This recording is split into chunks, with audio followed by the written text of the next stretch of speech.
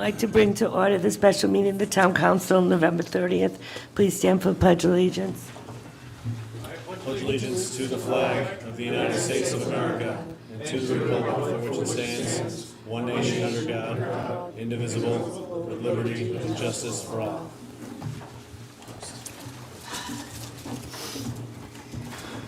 Moves over here that he can sit. Joan. Councillor Edwards? Present. Councillor Janik? Present. Councillor Edwards? Present. Councillor Demideris? Present. Councillor Burke? Present. Councillor Milborn is absent.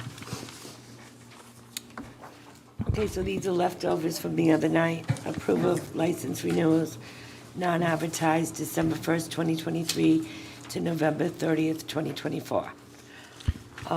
Victorine and Holiday. Board of, what? That's all consent agenda. Oh, yeah, this is all under consent. Four is, okay, I'm sorry, I got confused. Madam Chair, motion to approve the consent agenda. Second. Motion been made and second. All those in favor? Board of Licenses, discussion and possible vote, subject to meeting all legal requirements. Are these public hearings? No, it's Board of Licensing, right? No, these are public hearings, I think. Non-advertised. Public, yeah, so I gotta open it.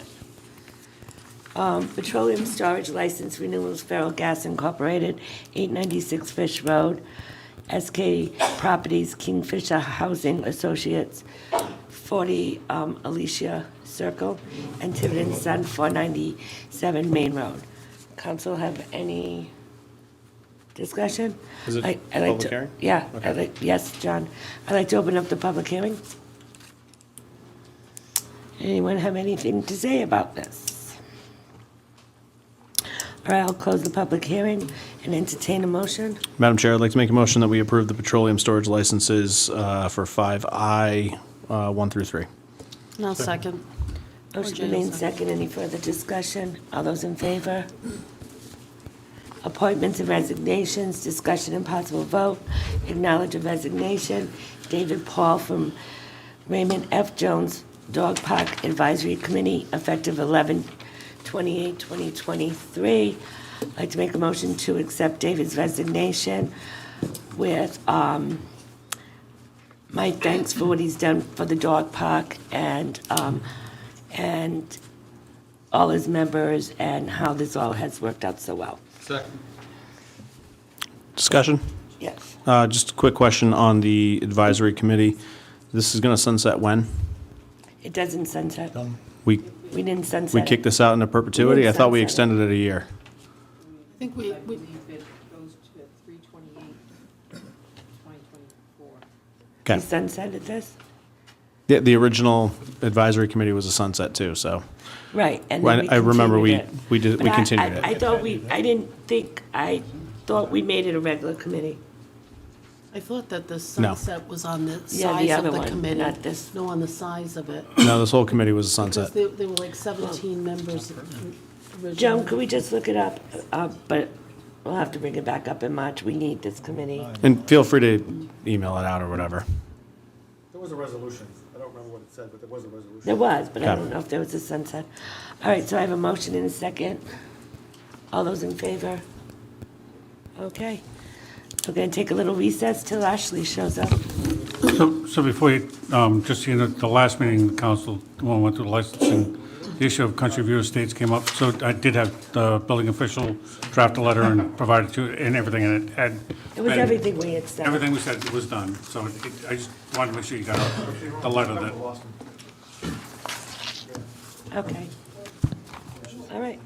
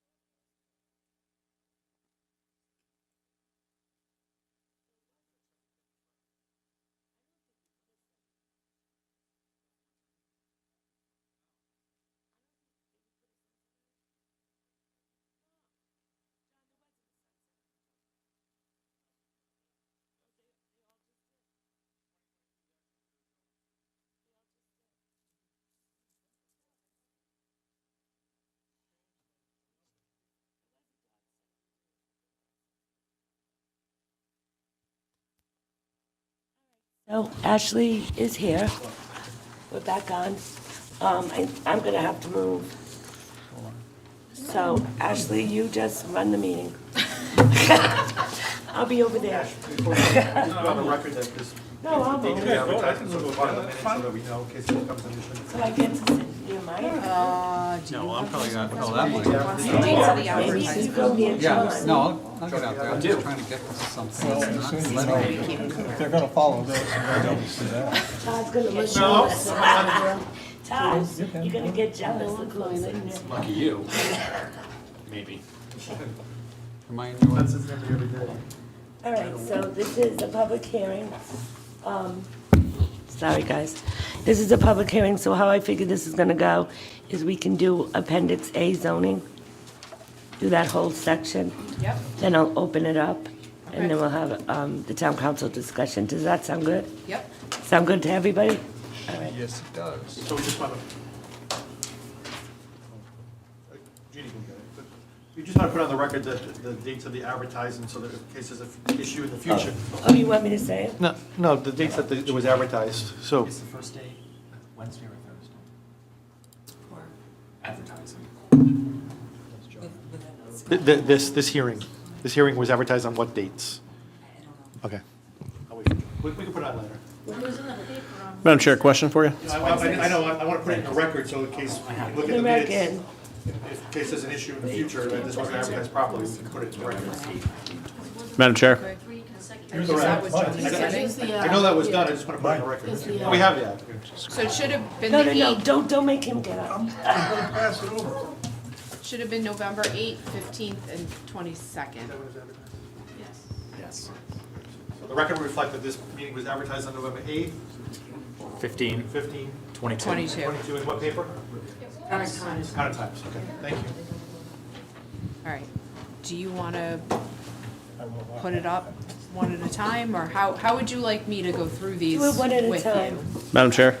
Yes. Just, so we're on the same page here, I understand like 90% of this is like state mandate, and very little of it we have actual control of, so for the purposes of time, would it make sense just to focus on the sections that we have control over? Well, I think it's important to know what's changed. I would like to hear everything, because I think the public needs to hear why we're doing this. And what's changed. Those are in this. Like just said why we're doing it. All right. So we'll go in order of the agenda, and for the public, I can give you a 3-minute overview of why we're here. Okay.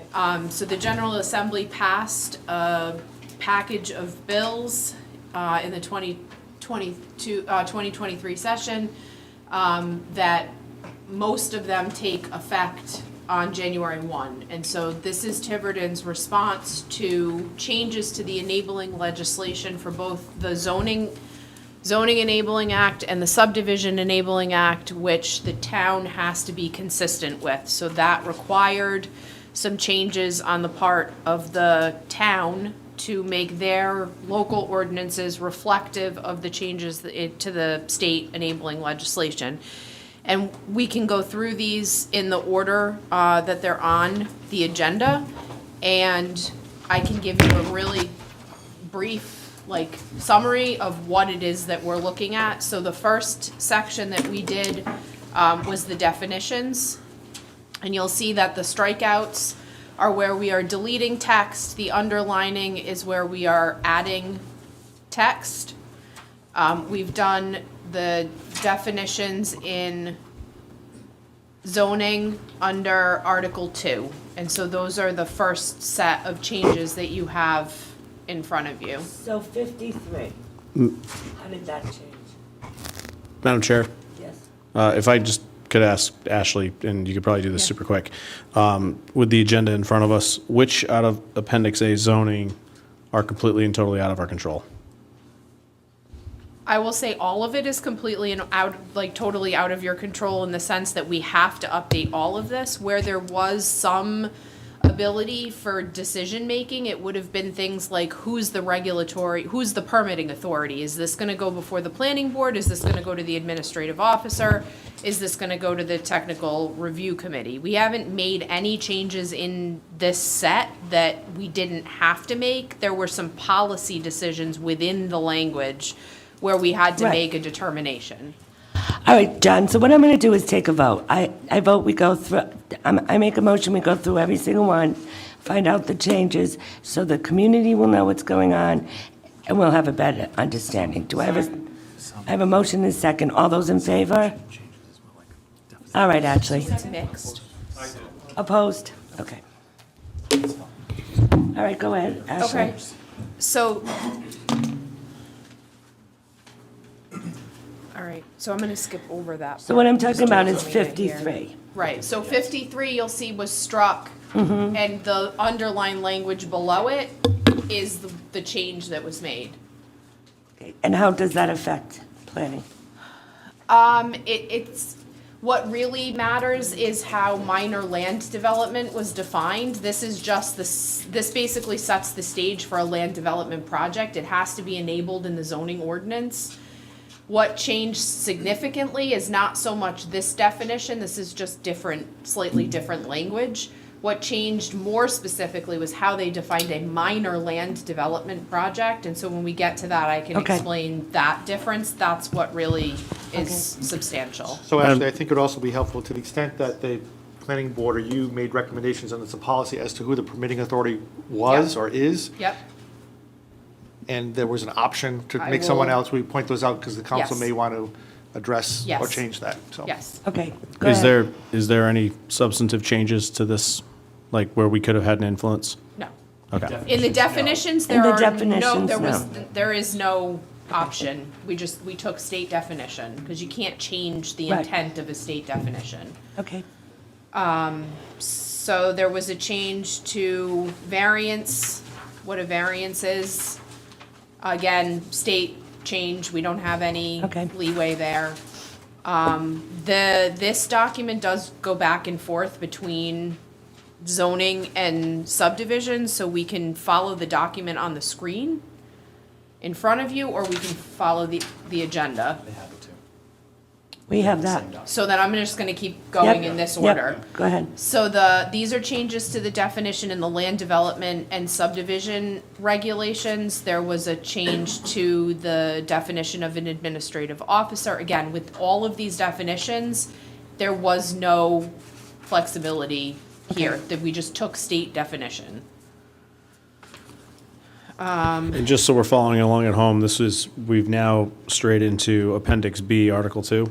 Yes, so Okay. we're covering definitions at the same time from both documents. Go ahead. Keep going, I'll keep going unless you ask me Yep. a question. So we'll go to development plan review. That changed significantly. Again, we don't have the only choice we have with development plan review is not necessarily in the definition itself, but how we actually use development plan review in the land development and subdivision regulations. So when we get to that, I can go over that, but this is the state definition. Okay, Let's see. A major change that, again, we don't have any control over here is the change in major subdivision. Major subdivisions, although not defined in state law this way, were 6 or more lots. They're now 10 or more lots, which means minor subdivision definition has changed from 5 or less to 9 or less, up to 9. So this is where we get into a minor land development. You can see a minor land development used to be just a residential project. It would not have included anything other than residential development. Now it has categories of what qualifies. There are 7 different qualifying categories of development for a minor land development. And you can see that includes commercial development, mixed-use development, adaptive reuse, and a multitude of other types of development. So that is a significant change to a definition. This is the state definition. Can I ask a question on that? Sure. So, as it relates to that change, what is the impact of that definition for us here in Tiverton? Is this the state saying, congratulations, you're going to build multifamily housing whether you like it or not, or is this something else? So essentially, what this does with changes to the Subdivision Enabling Act was it broadens what a minor land development project can be. Previously, I don't want to get too technical and confuse anybody, but development plan review is another type of review process for commercial or non-residential development. Development plan review was optional, so not everybody had development plan review as a review process. It was designed to be a process for by right applications. It was essentially as a design review. If you didn't have development plan review and you couldn't use minor land development for anything other than residential, then anything that was a commercial or non-residential project was automatically a major land development, which is a 4-step review process before So- the planning board. So real world terms, which apply to Tiverton. I'm going to pick a very controversial issue. The crematorium. Would have been a minor land development. So this would have just right through. This would have been an application before the administrative officer only that would have not gone to the planning board under the new framework. Under the new framework. So, Yes. so under the new framework. Yes, Crematorium wants to go in next to Duran's. yes. It's going in. It's going to the administrative officer, which. Who's going to follow state law and who's it's going to go in. Follow the regulations, which I think we can logically kind of follow that line of thought, that would not have been a public meeting, it would not have been an advertised meeting. Would not have gone to the planning board. It would not have gone to the planning board, it would not have potentially formed a citizen group that would have Yep. provided information, and then we So- know where that went. Another example, Seasons gas Gonna station. aggravate me now because- That would have just gone right through under this? No. No. Okay. I just want to make sure I connect the dots here for anybody who's listening at home, since we're going to go line by line. Yeah, and I think perhaps as you get deeper in it, since this is only definitions, your intent is to help connect those dots, correct? Hopefully, yes. Yes, thank you. Yes. All right, go ahead. So again, here's minor subdivision, we're now at 9 lots or less for a minor subdivision, and again, we'll get there, but minor subdivisions now do not go to the planning board unless there is a street creation or extension, or there is unified development review, which we will get there and I will explain that. So this is another shift in the authority of where these applications go. And just so that the public knows, so the administrative review, it's supposed to streamline the process, right? So it's expedited. That's the whole Right. intent behind all of these. Whether the town agrees with it or not, we're kind of stuck with it. Every town is dealing with this. So it's expedited to allow quicker development of eligible lots, basically, or programs. Can I make the comment that the expediting also includes a hell of a lot less public input? That's what makes it expedited. Unfortunately, again, that's where our hands are tied, so. Can I ask one more question? Madam Chair? Yep. Madam President, at the same time, it doesn't mean that carte blanche, the administrative officer has to approve everything that comes before them. That's It still true. has to go through. A review. A review, process. and then The findings there are of- appeals processes The after. findings of fact on which a decision is rendered haven't changed. The difference is that it's no longer, in some cases, it's no longer happening at the public, realm in front of the planning board. It's potentially no longer a, noticed application. The conversation that happens at the planning board level, that public conversation doesn't happen, the kind of exchange of information and all of it.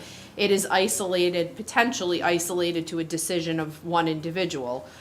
We intend to use the technical review committee to fill some of that void, but it's never gonna fill the Never gonna hole, be it's a never public. gonna fill the hole that's been created. And the technical review committee, although that can be a public meeting, It can be. yes.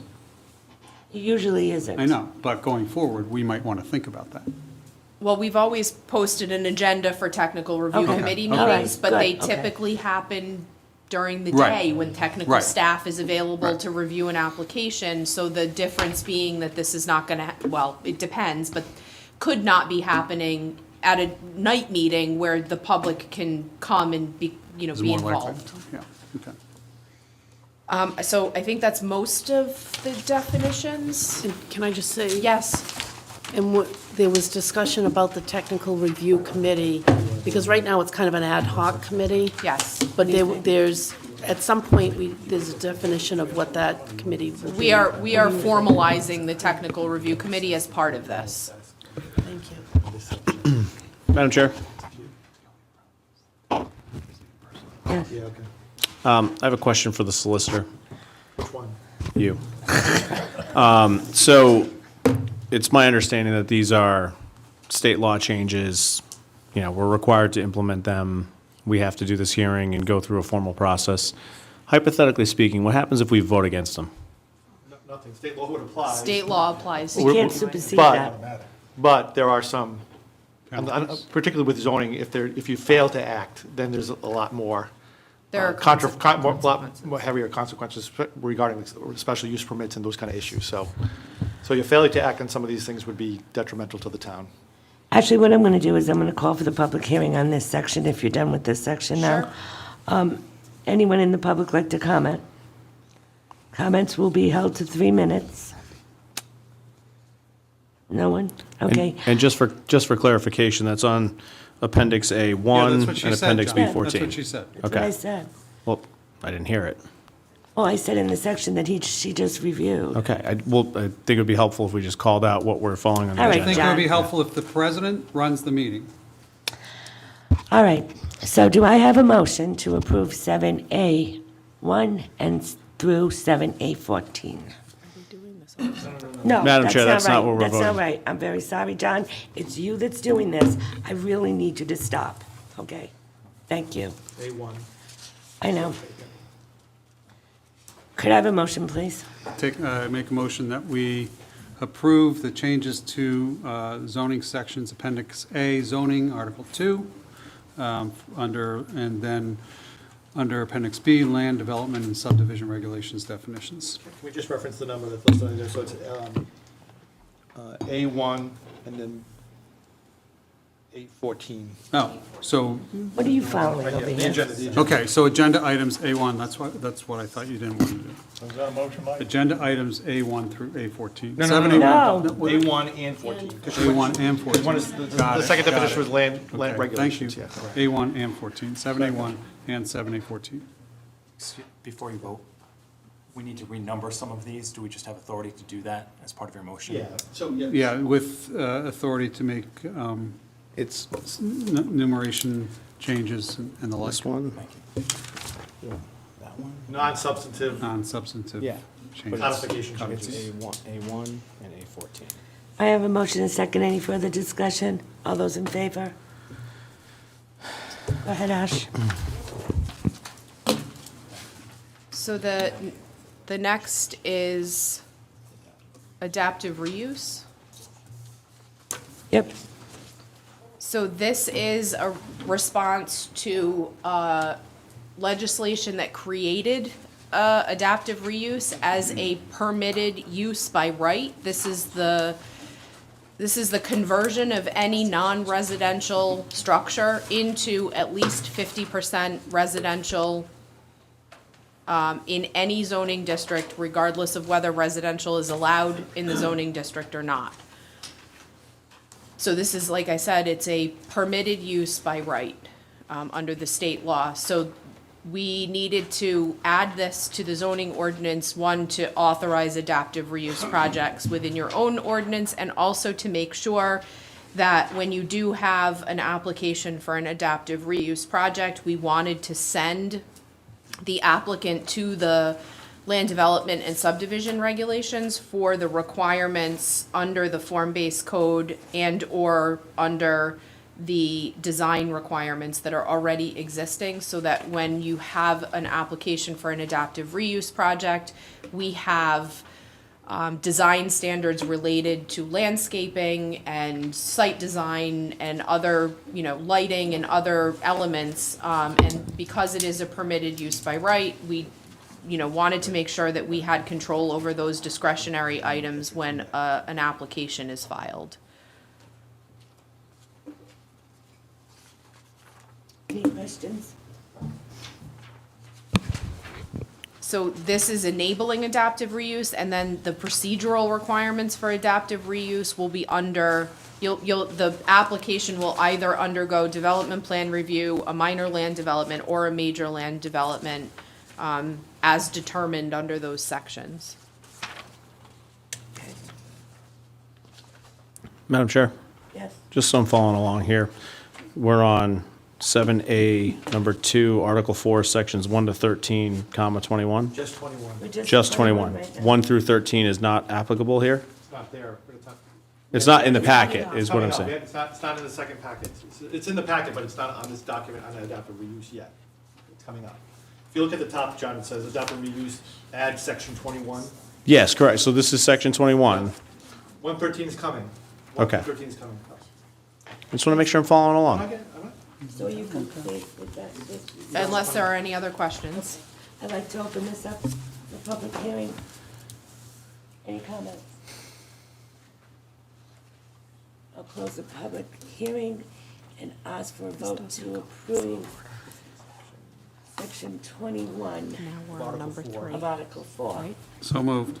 Second. 2 and 4. Motion been made in second. All those in favor? Madam President, Yeah. can I ask the solicitor a question?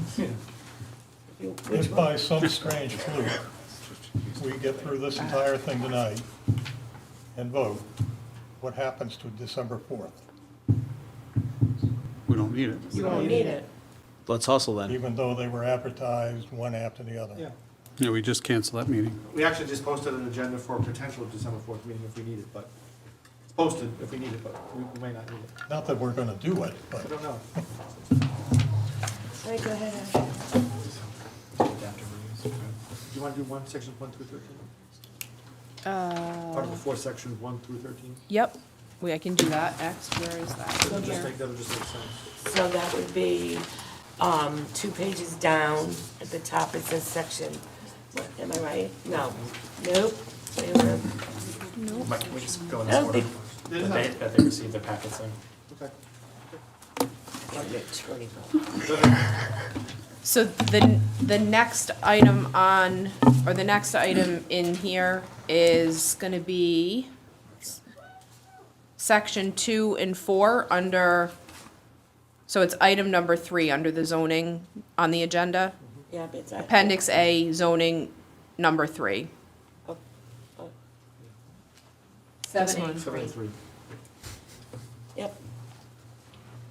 So section 2 is merger of lots. This is a provision that the state is mandating that if you have a merger provision, that your merger provision has to be consistent with the state, which now says that in order to merge a lot, that 50% of the lots within 200 feet of the subject lot have to be equal to or greater. You can't merge if it's equal to or greater. Okay. So this, you look confused. Let me try that again. If I have a Yes. third So if I have acre a- lot Right. and everything around me is a quarter acre, I can't merge that into one of those lots. If your lot is equal to or greater than the 50% of the lots within 200 feet, they can't force you, we can't force anyone to merge their lots, because the thinking is that it's consistent with the lots in the general vicinity, and so therefore, the merger, you would not be able to merge those lots by zoning. Because you could build this. Well, merger provisions are awkward because they merge for use, they don't actually physically merge the lot itself. So if I have 2 substandard lots next to each other that are not built on, and both of those lots do not meet the zoning requirements, per a previous merger provision, I can't use those lots independently for purposes of construction. I can't build a house on one and the other.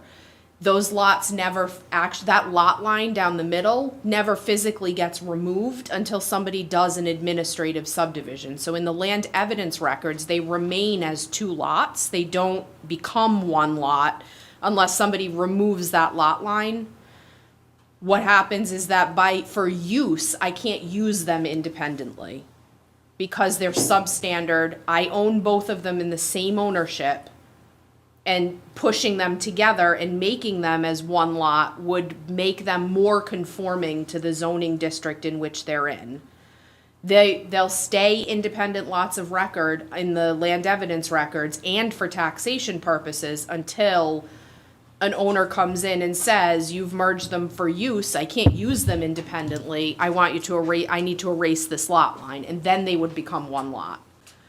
This provision is saying that you can't do that when 50% of the lots within 200 feet of the subject lots are of equal or greater size. I hope So- that made it clearer. Just to clarify for me, so I Yep. follow along. So if I'm in the R80 zone Yep. and I've got a half-acre lot and I buy the lot next to me that's a half an acre and every other lot around me is 5 acres, I cannot merge those. No, it's the other way around. It's the other way around. The other way around. The other way around. So I'd be forced to merge those. They would merge by the merger provision Got it. But automatically. But conversely, if I have a 5-acre lot and a 5-acre lot and everything around me is half an acre, So you'd have to do it with you'd have to be two substandard lots. So if you had a half acre and a half acre in an acre zone, but everyone else around you is also half an acre, you can't be merged. got it.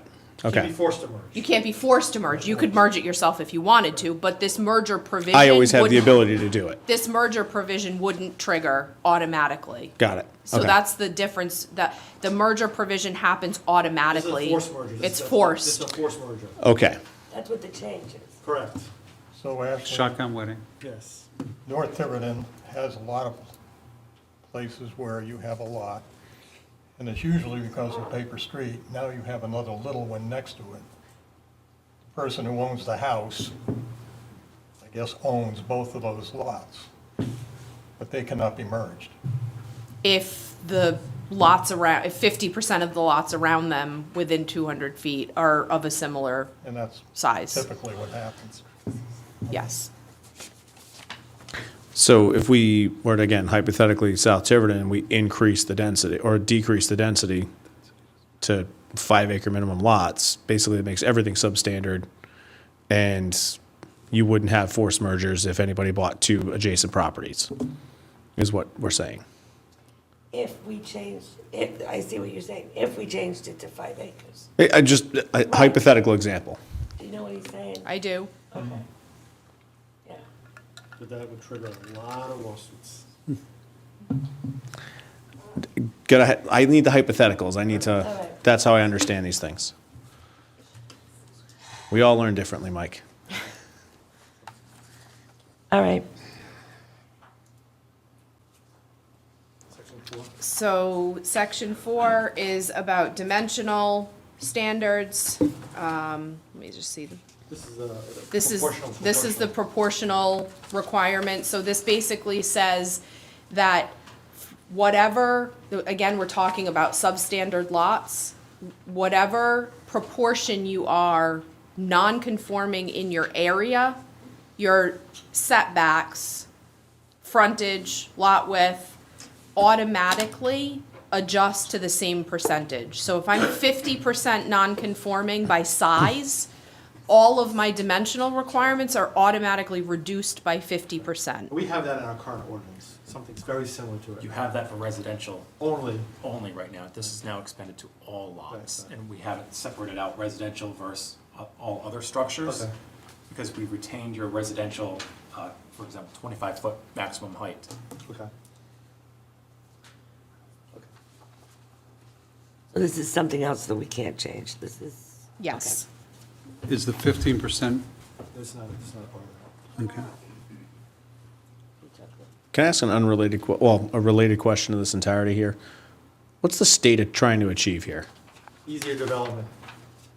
It was In- called. for what? It was called a housing Housing. package. To make it easier for people to develop lots for housing. We won't say who those people are. for more housing. For more So, housing. so this is the state, bringing their hand down and saying, Providence needs more affordable housing. Yep. We're gonna force the entire state to adopt these zoning ordinances so that we can force Providence to build Well, I think more it's- affordable I don't housing. think it's just Providence. not- It's the Well, state but just More as an affordable example. The Well, they're state saying, needs this, more I think, affordable. sorry, Mike. No, go ahead. No, they're saying the entire state of Rhode Island needs more. The criticism is that some of the rural towns, like Tiverton, like some, have not done enough to amend their zoning laws to allow these housing developments. They say Providence and Woonsocket and Central Falls and Pawtucket, they're overburdened with these type of lots and housing, so we need to spread it out. So, and developers, we're running against these roadblocks in our local zoning ordinances as we're going through, and so now they, instead of allowing local control, they said, we're gonna fix the problem by putting a whole set of rules over everyone that's gonna apply to everyone equally. Got it. And When did this pass? June. Okay. the timeframes in here John. are not business day timeframes. They're calendar Where are day. you? On- Everything on is calendar calendar days. days. Well, right here. This is an Yeah, example. yeah, okay. Everything's calendar days. But I'm not sure. Well, I know where it starts, I'm just, Okay, so we've they done, ran this through us, you know? but did we do 2 and 4 days? One more broad-based question, if that's okay, Madam Chair. Yep, go ahead. That's a Did we testify against this? There are legal representation testify against this act? I did not, I know that the cities and, excuse me, I know that the cities and, League of Cities and Towns did have some League. concerns, but not a lot. I mean, this was, you know, They were pretty quiet on the whole thing. Ashley? go ahead, Ash. Ashley spoke a lot. Ashley, did you speak a lot? With I've just stepped off as chapter president for the Planning Association for the Rhode Island chapter. We lobbied pretty hard against a lot of this. I'll tell you that this is better than the first version. I spent quite a bit of time with the speaker's staff, making changes. I think what we got was better than where we were, but I won't say we got what we wanted. thought we should or what we wanted. There is a lot of inconsistency in the law, in the way that it's drafted. There's some room for different interpretations. I'm doing this in like 10 communities, so I'm hearing from different solicitors, and there is definitely different interpretations of how this is getting applied. I think that we're probably going to get more lawsuits than houses. That's how this is gonna get interpreted, basically, because if you don't know, everybody's kind of taking their shot at what they think some of this means. Some of it will get challenged, and it'll go to court, and it'll get interpreted by the court, and that's when we'll know what it really means. But there is a lot of internal inconsistency. I know that there has been questions about what needs to be cleaned up. I mean, I have every single bill is marked with tons of notes of problems. I helped to write the templates for Rhode Island Housing to do these, and they're full of footnotes because there's a lot of questions about how this is gonna work. All right. So I'd like to open the public hearing for Article 7, Sections 2 and 4. I'm having trouble seeing in the dark. Means I'm getting old. I'm right with that, right? Yeah. Oh, would you like some glasses? No, I refuse to wear them. All right, because I have an extra here. All right, I'll close the hearing. Any discussion from the council? Okay, so I'd like to entertain a motion to approve Article 7, Section 2 and 4. So moved. Second. I have a motion and a second. All those in favor? Now we're going to do Article 10, Section 7. Yeah, can you? So this is the modification section for dimensional requirements. Again, this is required. This used to be optional. This has been on the books. It used to be optional. It's now a requirement. This is a provision that says that the zoning officer can grant modifications of the dimensional requirements of up to 15%. There's a process by which this is done, where there's a notice that's sent to abutters. There's a 14-day comment period. That comment period used to be 30 days. The dimensional modification provision used to be 10%, now it's 15%. You can go up to 25 if you want to. We stayed at 15, so that's one of the examples of where there was a policy decision made there to not go up to 25. And why was that made?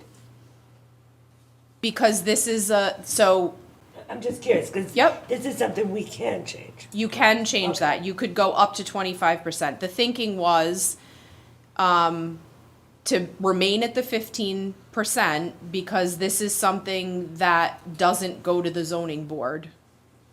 This is the zoning official. This is just a notice to the abutters. If a comment is received from an abutter, it gets kicked up to the zoning board. If no comments are received and the zoning official can find that it's an approvable modification, then he grants the modification. We felt staying at the 15% was reasonable. And the notice is by regular mail Yes, there is no more certified mail notice for this, but if it For- goes to the zoning board? It's all for first- anything. They changed All everything to first first class. class. It's mail. all first-class mail now. That was a cost saving thing, so. So they didn't feel 15% was too low. They felt 25% was too high. Your committee. Your The committee. planning board stuck with the they went with the 15%. So from a zoning board perspective, so we're talking about dimensional setback requirements, generally lot coverage, right? So if our zoning code says you have, your side yard has to be, or this building has to be 10 feet from the side yard, under this, the officer can grant up to 15% of 10, 8.5 feet. 8.5 feet of relief. Well, up to, up 1.5 to. feet. 1.5 feet, I'm sorry, 1.5 feet. Yeah, of so it'd be an relief. 8.5 So foot so setback. if I'm at 9.5, if I need 9.5, then the officer can grant it.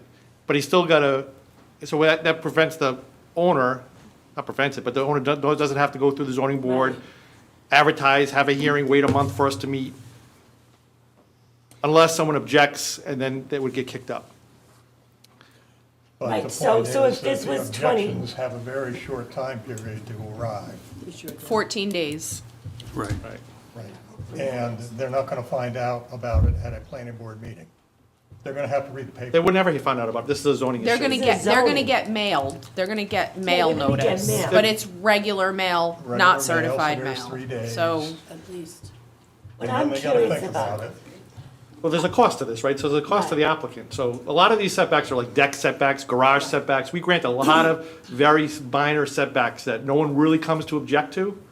has anyone ran this by the zoning board?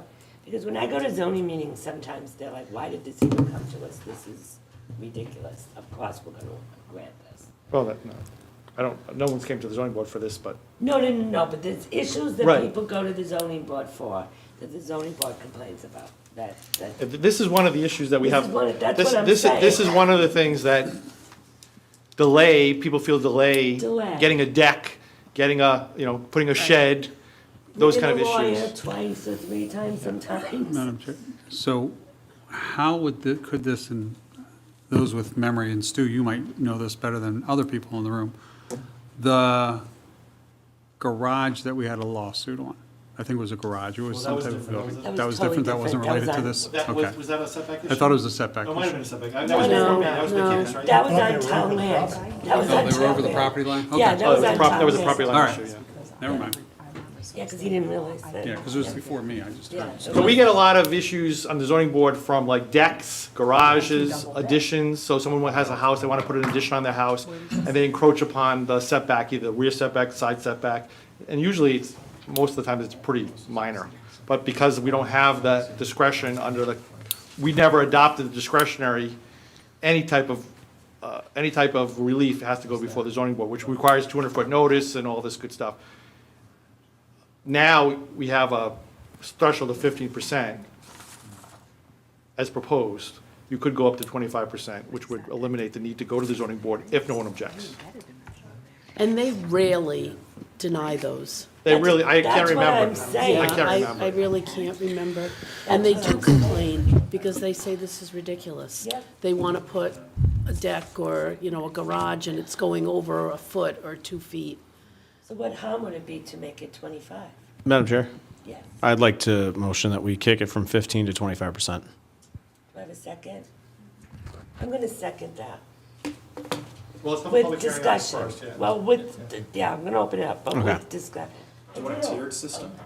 You can do something like a tiered system, like decks up to 25%, full enclosed structures like garage or house. Up to 15. It's a thought. It might be complicated, but You can always go back to it, see how it's All working. right. So the abutters are being notified.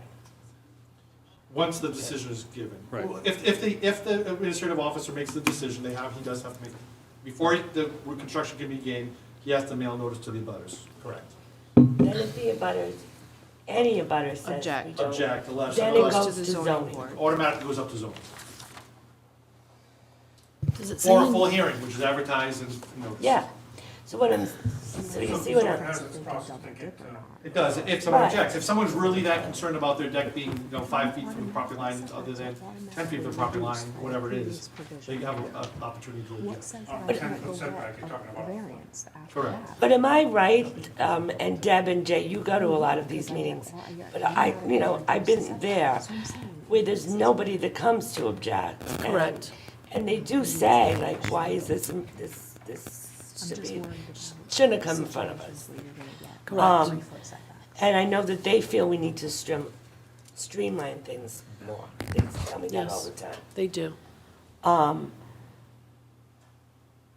Could we always change it if it didn't work out? Yeah, absolutely, you can go back, you can go up to 25%, or you can, if it becomes a problem, and we think you can always come back and revisit it and You can lower do- the threshold. You can do anything between 15 and 25. You could go to 20 if you wanted to. You just can't go lower than 15. 15. And go 22.785. That'll be good math. We don't wanna do that. I'm going to change my motion now. We want simple math. Please don't. So should I open Yeah, this let's talk portion? about that, yeah. All right, so I'm gonna open this portion to, comments. Anyone? Really wish there was a zoning board person here. Okay, I'll close it. And I have a motion to change it to 25%. So just so clear, so we're changing line 9 on this ordinance from 15% to 25%, correct? Correct. Any comments from the? Was the motion a second, was that? Yeah, I seconded it. Let me just ask Discussion. if, because this is not before us as a motion, we can just have one motion that includes the modification to accept this with the modification. Well, it was advertised Oh, for this, okay. that's why, Yeah, so okay. it's, Never mind. so we're making a change. So I wanna vote on the amendment, and then Yep. the document as amended. Does anyone have, any of the council want to comment on this? All right, so I'm gonna hold a vote. Motion made. On the sec- amendment. On the amendment, well, on the motion, which was the amendment. Motion's been made in second, all those in favor? Okay. Madam Chair, move passage of Article 10, Section 7. As amended. As amended. As amended. Second. Motion's been made in second. All those in favor? Okay. We're getting through it. I'm debating if I want to drag this out or if I want to race through it. Haven't made my mind up yet. Well, It gets worse as we go along. yeah, I know it's gonna get worse as we go along. Todd? Yes, So so can we do the next ones subject to planning board approval recommendation? We're gonna do this. that's your call, Mr. Solicitor. What are you talking about? No, go ahead, go. Okay, So the next okay, one's. so the next one is 15, Yeah. section 2. Go ahead. Procedure of the board. So this one was effective last year. Right. We never, so this changed the quorum requirements of the zoning board, and you used to have a supermajority of 4 out of 5. The new law says you need 3 out of 5 to grant relief for variance, use variance, whatever. The esteemed assistant solicitor tells me that this was not heard by the planning board at its last meeting. Technically, because it's a zoning change, they would have to weigh in. I will tell you that they can weigh in on it, but it doesn't make a difference what they say because this is state law. We can't change They this. can't change it. So Oh, all right. my recommendation would be to adopt this change, subject to getting a favorable recommendation from the planning board, which I would be shocked if they did not give a favorable recommendation because they have to follow state law like we have to follow. Why would we even have to say? Let's just tell them Because what's it's a zoning happening. change. You have to, This is by the- law, you have all to send zoning it to changes. the planning board.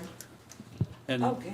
next meeting is, Stu? Tuesday. It's Tuesday? Tuesday. December 5, but we have a very full agenda. Yeah. Well, you better advertise it. Since there's no rush on this. Oh, there is. state No, there law is. prevails in any case. We'll take it up in January. Is that all right? No. No. This is effective January No. No, 1. this was already This was effective. already This is already effective? State law is already trumping you here. Oh. We're just cleaning up. There's nothing where the planning board can do. All they can say is that the state law says, and so I would, Well, this is in a way just notifying the planning board that this. correct. Okay. I will say that there is a legal issue in a case that we're all very familiar with, that because our local ordinances didn't change to reflect state law, that there was a case pending against the town that we should have been limited, we should have gone to the 4 and not the 5, even though my position is state law trumps it. But they're making a valid legal argument, at least a colorable legal argument, that because we didn't change our ordinances, that any vote of the zoning board that didn't comply with our local ordinance, which was 4 out of 5, was invalid. And I don't want to mention the case, but it's a legal issue that was raised in a very important case that we had. So I think it is important to change this sooner than later. Madam Chair, I make the motion to make this alteration. Wait a minute. Let me. Oh, sorry. Oh, public hearing. It's the public hearing. Wait, Stu already talked. Anyone else? All right, I'm gonna close the public hearing now, John. Madam Chair, motion to adopt the changes in Article 5, or Article 15, Section 2. Subject to the favorable recommendation of the planning board because they get a weigh in. Second. Okay, motion's been made and second. Any further discussion? All those in favor? All right, Way to come back to that one. Article page. 15. All right, yeah, no. Yes. 15, Section 2. 16, we just did. Okay, sorry. Sections 1 to 4. Item at the bottom of that. Yeah, but that's not till, so not if till we're later. following the That's- agenda, This one. yeah, you put this paper to the side, and then we're gonna come back to 7A19. It's a little confusing. Nope, it's, Now we're on the next packet. So we're So- not,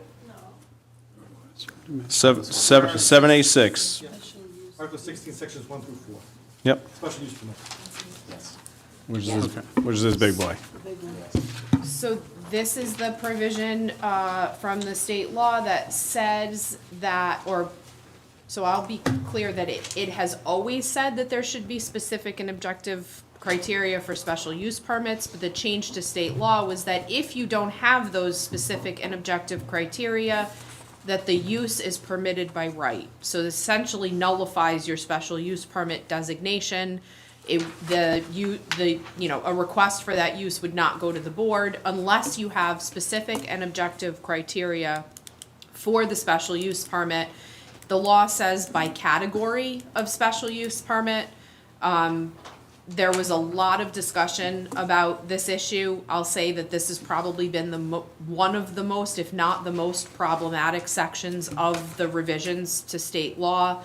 The reason for that is that special use permits are used in circumstances where you may want to impose certain criteria under one set of conditions and another set of conditions may result in different standards or different requirements.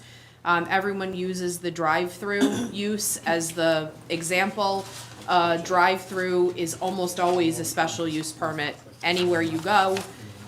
A drive-through on, one piece of property in a certain area of town on one road might be perfectly fine, but that same drive-through on maybe a constrained lot on a very busy road could be problematic, could cause traffic problems, could cause circulation problems. The idea being that the reason it is a special use permit is so that the zoning board can review the circumstances and impose the right conditions on that special use permit for public health, safety, welfare. This change to state law basically says you have to have all of those specific and objective criteria in your zoning ordinance ahead of time. And when the use comes before the zoning board or the planning board, and we'll get to that later, those are the specific and objective criteria regardless of the circumstances. So that's problematic because you may be either over-regulating or under-regulating a drive-through depending on where it is. There is no way to think of every possible circumstance of what you would impose on a drive-through in every location of town and on every lot. So this has been challenging to say the least. Tiverton has decided to take an approach here where, because of the incredibly short time frame that we've been given to get these done, that we cannot come up with thoughtful and appropriate specific and objective criteria either by category of uses or by every individual special use permit. So we're gonna put a stopgap measure in here. We're gonna change the special uses to not permitted uses for now and immediately begin to work on how to draft those specific and objective criteria the best that we can, as quickly as we can. There has even been discussion of let's segment off the easy ones first and push those to the council so that we can get those back on the books and back up and available to people to use. This is not an ideal solution. You are not the only ones doing this. But it was felt by the planning board after a lot of discussion about this, that this was probably the most careful approach to doing this, because if you don't, one of two circumstances, you either don't have the specific and objective criteria, which makes your special use permit designation null and void. It's a permitted use. They go get a building permit. No oversight on that.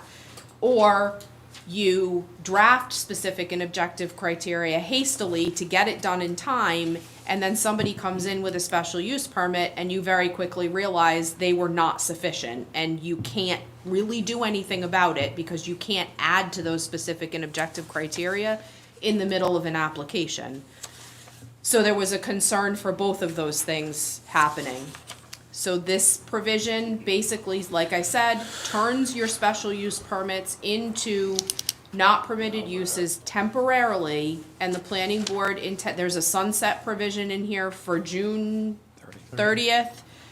So the idea behind this is to immediately begin to address each of these and determine what the specific and objective criteria are and send those back to the council as quickly as possible to resolve this. And it does not affect anything that is currently No. there as under a special use Yeah, that's a very permit. important question. Right. So we Yes. have an application that's pending with 3 special use permits. It's not That would not affect that at all. It's So I not don't- retroactive in any way. It doesn't go back on anything that's been approved, and it doesn't go back on anything that's in the process. It's only going forward. And there are other towns that are looking at their special use, because there was a propensity to have a lot of special use permits, which kind of clogged up the system, so some of the Which towns is have. why we're doing this. Right, some of the towns have looked at it more carefully and said, this doesn't make sense to be a special use permit, we're gonna make it as a permit as a matter of right. Yeah. But they need time to look through that, so. This buys us just a little bit of time. So Yes. I'm assuming, since Stu is here, is it the planning board that's going to come up with these criteria and recommend them back to the, okay. Subject to your review. Subject to our review, okay. And So I will say that we have funding to do that. So Okay. we've applied to the Rhode Island Housing Municipal Technical Assistance Grant Program. We were awarded funding to pay Weston and Sampson as a consultant to do that work with the planning board. Got it, okay. So we'll revisit the Dunkin' Donuts provision later on. Okay, so I'm gonna Yes. open this up. Well, there's one more part of this, so that's the bigger piece of this. At the, so this is section 2A. The second page of that section. There is now a provision that's required that says that so previously the thinking was that if a use is not listed in your use table, it's a prohibited use. There's now a requirement that if a use is not specifically listed in the use table, you have to have a mechanism for the individual to either go to the zoning board or the zoning official. So this is a place where they gave the municipality a choice. You can send this process to your zoning official, you can send this process to your zoning board, where the individual can essentially ask whoever the planning board chose the zoning board after a discussion with the zoning official. You can send this to the zoning board. The zoning board is tasked with reviewing the use table and determining if there is a similar use of similar type, character, and intensity that is already listed in your use table as a special use permit use, and make a determination if the not listed use could be classified under the listed special use permit use. Say that again. So- No, thank you. So if I did that with whatever, and the zoning board approved it, how does that affect anybody else in the future who, on the other side of town, wants to do it? They still have to go through that same process. You'd still have to go through that same process, but I'll say that they've set a precedent there that use can be categorized under the use in your use table that was not listed.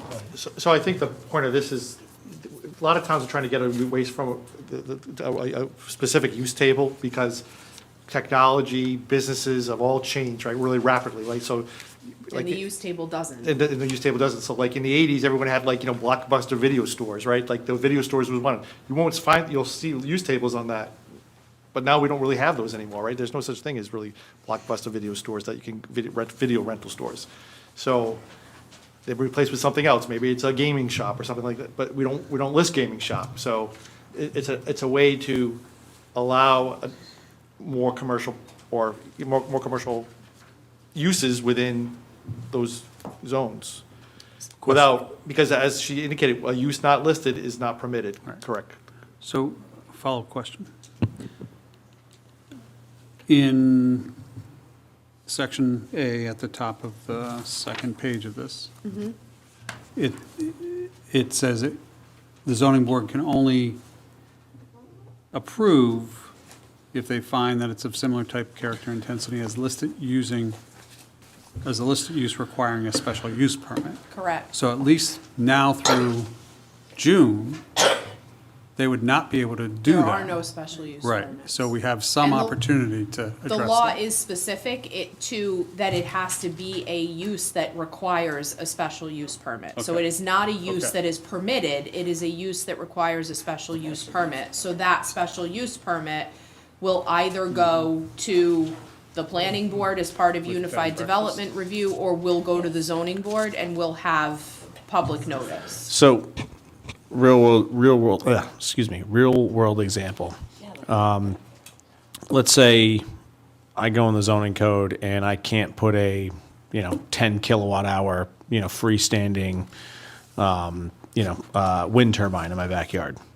But I could make the argument that it's kind of like solar energy on my roof, and then this would be the mechanism for me to go in front of the zoning board. They would make the determination, and then if they thumbs up it, then great, that's a special use permit. Now anybody can put a, 80-foot tall thing in their backyard and, with a wind turbine on it to generate electricity. We have our height limit. Assuming that It gets passed. solar panels are allowed by special use permit, Right. number one. Assuming you can convince the zoning board that a wind turbine is even remotely similar to So a would solar this, panel, but would this, theoretically, would this yes. apply to this would apply to commercial properties too, right? So like solar farms as an example in just using my example. So like, let's say an organization wanted to sell off, 50 acres to build a wind farm. They might be able to make the argument that it's, congruent roughly to like a, 14 acre solar field. Theoretically, In yes. theory, okay. I think that's a pretty hard sell, but theoretically, yes.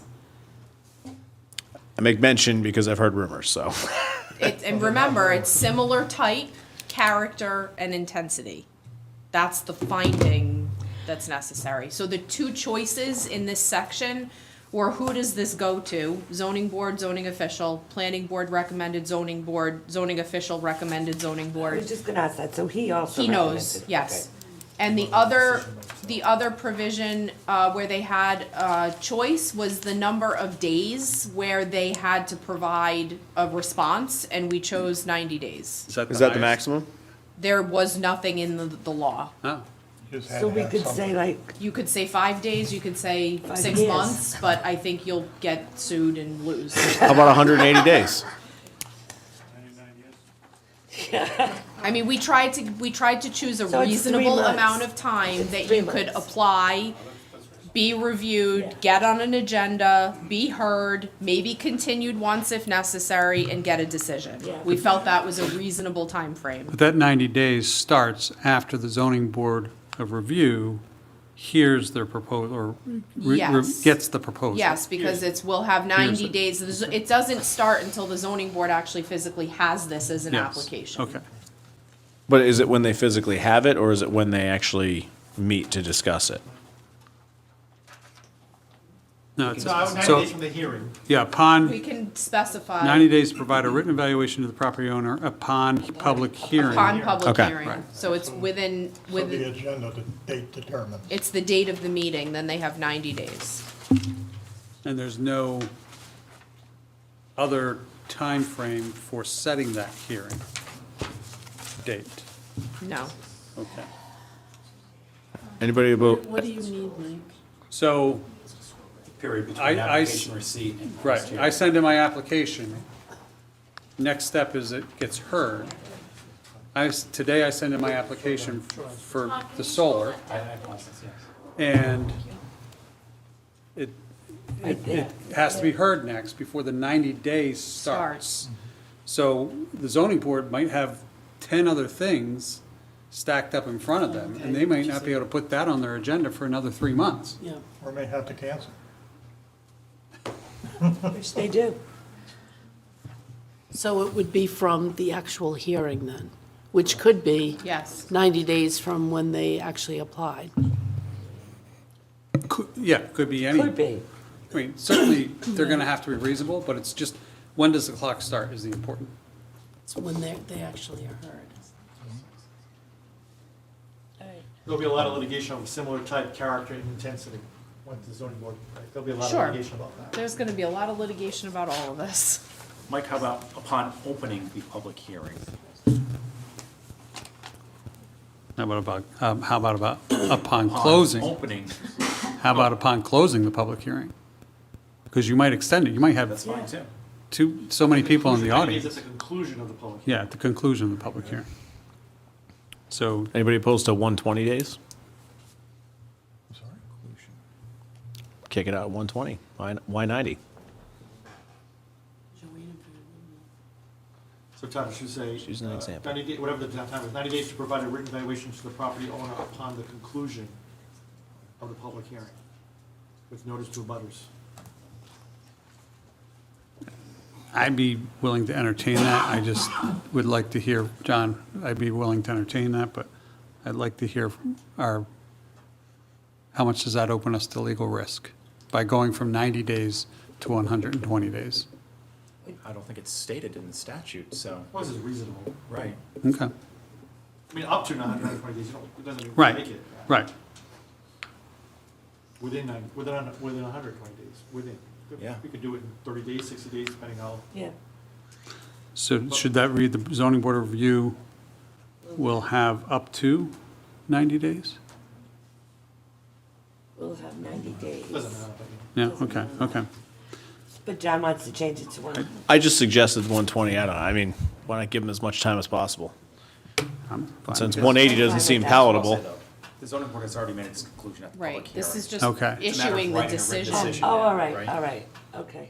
Well, not necessarily. The zoning board of review will have. With the 90 language days. that you provided upon the conclusion Yeah. of the Yes. public hearing, then it So is, it's you just get, they get 90. 90 Okay. days to issue Oh, the decision. okay, They've okay. already made a decision, you're Okay. just 90 days to write it down and Oh, give okay. it to Get them. it formalized and Right.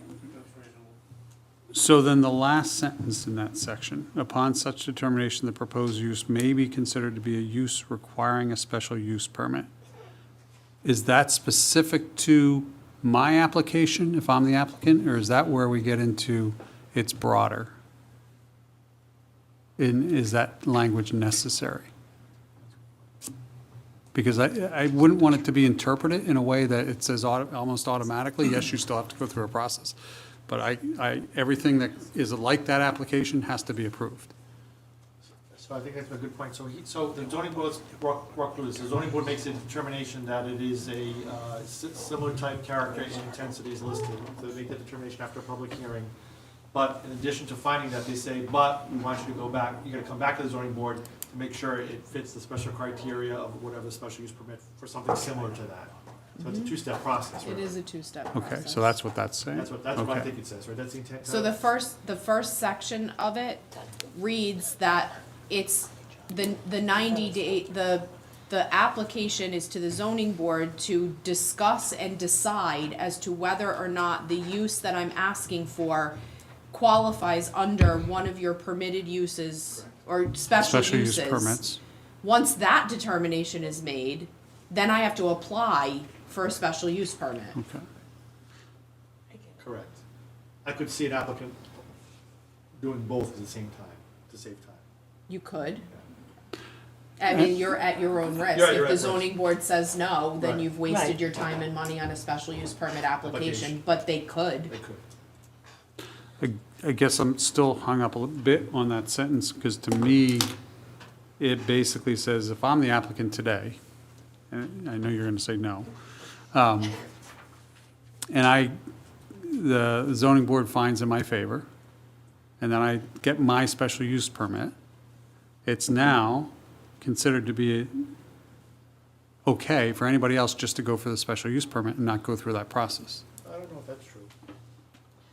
I That's how understand Mike- your point. Yeah. So, Mike, you want upon determination the proposed use of that applicant only may be considered. By that applicant, whichever, I mean. By The that. proposed use for that particular application That up. may be considered to be a use requiring a special use permit. A similar use, I'm applying to a special use, very similar to this. It's already been vetted. Right, I agree with you. Yeah. That's- I don't think that language is gonna hold. it might not, but, Get more legal bills, right? so, I think next year's budget's gonna go up. oh, you haven't done, I the- d- Yes, it is. I do think have you done the the, public hearing on this yet? Not yet. Go ahead, I'm sorry. I do think and this is just my opinion, but I do think the intent there is that once somebody does it, Right. everybody can do Right. it. Right. Regardless of where in town or? No, it's Well, it where would that still- special use permit area is. So if I ask for something that's not allowed and I'm Well, not in, defined. If you ask or something not that's defined, excuse me, yeah. not in there, Okay. not in the use table, and the zoning board comes back in my favor that, in the pedestrian-friendly district, my use fits under one of the uses as a special use permit in the pedestrian-friendly district, I have essentially unlocked that Right. zone and that use for anyone after me. Right, and In the that keys zone. go. In that zone. But if 10 people had wanted to do what Ashley wanted to do in that zone, now they just have to get a special use permit, and it's hard to I deny. agree, it would be limited to that. Right. If it was in another zone, Right. we would have to probably go through the same process. Right. But if there's a similar zone on the other side of town, that it carries to that zone, it's whatever The the, same zone. right. If it's the same Right. zone. Right, exactly, Not some of us, just like- yeah. That's how I Well, would could- interpret it, Well, but. but not If based I'm upon in the an intensity R30 though. Not based upon the intensity though. So similar type character and intensity is listed. I don't know. But if it's a special use permit for an R30 zone, and I go through this process because mine isn't listed, okay, and it's approved, I get my special use permit, I don't have the zoning map in front of me, but let's say, Go to a different R's already. then I go to the other side of town where there's another R30 zone. There's other zones in between me, but it carries to that zone too. Yes. It's not just, Could be it's just made. not the I think you could location. make I think you that make the Yeah. argument whether or not the town would agree with that. I don't know. But that's. To, So Ashley. We're gonna let get me- to let me public use comments soon. John's Yeah, I'm gonna open analogy, it in a minute. wind turbines. Let's just say that somebody in an industrial parcel goes before zoning and wants to put up a 150-foot wind turbine. And they lose their minds and they say, okay. But we don't allow it. But we don't want to fair, the wind turbines are not permitted anyway, right, in our town. So that's, this is. That's the point of this ordinance. No, but they're not permitted, they're If they're listed. not listed as a silent. not Oh, permitted This is not use. sound, this is not a permitted use, so we're never gonna get to wind turbines because it's not permitted. Are we sure about that? That's Right. another thing to think about, I is don't to know about look at that. your list of not permitted uses, because you can no longer rely on, if it's not listed in the use table, it's not permitted. It has to be specifically listed in your list of not permitted uses in order to avoid somebody using another section of the use table to do this. Right, but just in the wind turbine, I don't want people to get all crazy about this. Those Wind turbines are not permitted in Tiverton, Right. in any zone. So this does not apply, would not apply. This is Do you- more of like. do you have you the- gotta go ahead. Do you have the ordinance for that though? Because, and the only reason I ask is because out of curiosity, like 3 months ago, I went to look to see where the prohibition was, and it's not on clerk base. But the turbine? Okay. Wind turbines, not. I thought they were not permitted. I don't think they're permitted. They're not, well, see, we're relying on it, if it's not mentioned, that it's not permitted. I don't think they're mentioned either It's not way. listed at all? That's, so my analogy holds true then, because it's not, The only way you can say that something is not permitted is if it is listed as a not permitted use. I thought it was, but maybe I'm wrong. no, and I quickly like searched in clerk base, there is nothing that prohibits wind turbines. Yeah, and that's why I wanted to do it when we did solar, but that's a different thing. And by the way, I use that example because there are rumors floating that there are people who are trying to sell parcels in order to build giant wind turbines in this town. Yeah. All right, so where are we with this? Public hearing. Yeah, are we all done discussing it? That's what I'm asking. Yeah, I'll make a motion after the public Yeah, hearing. no, I just want to make sure we were done. All right, I'll open it up to public hearings. Come on up, Sue.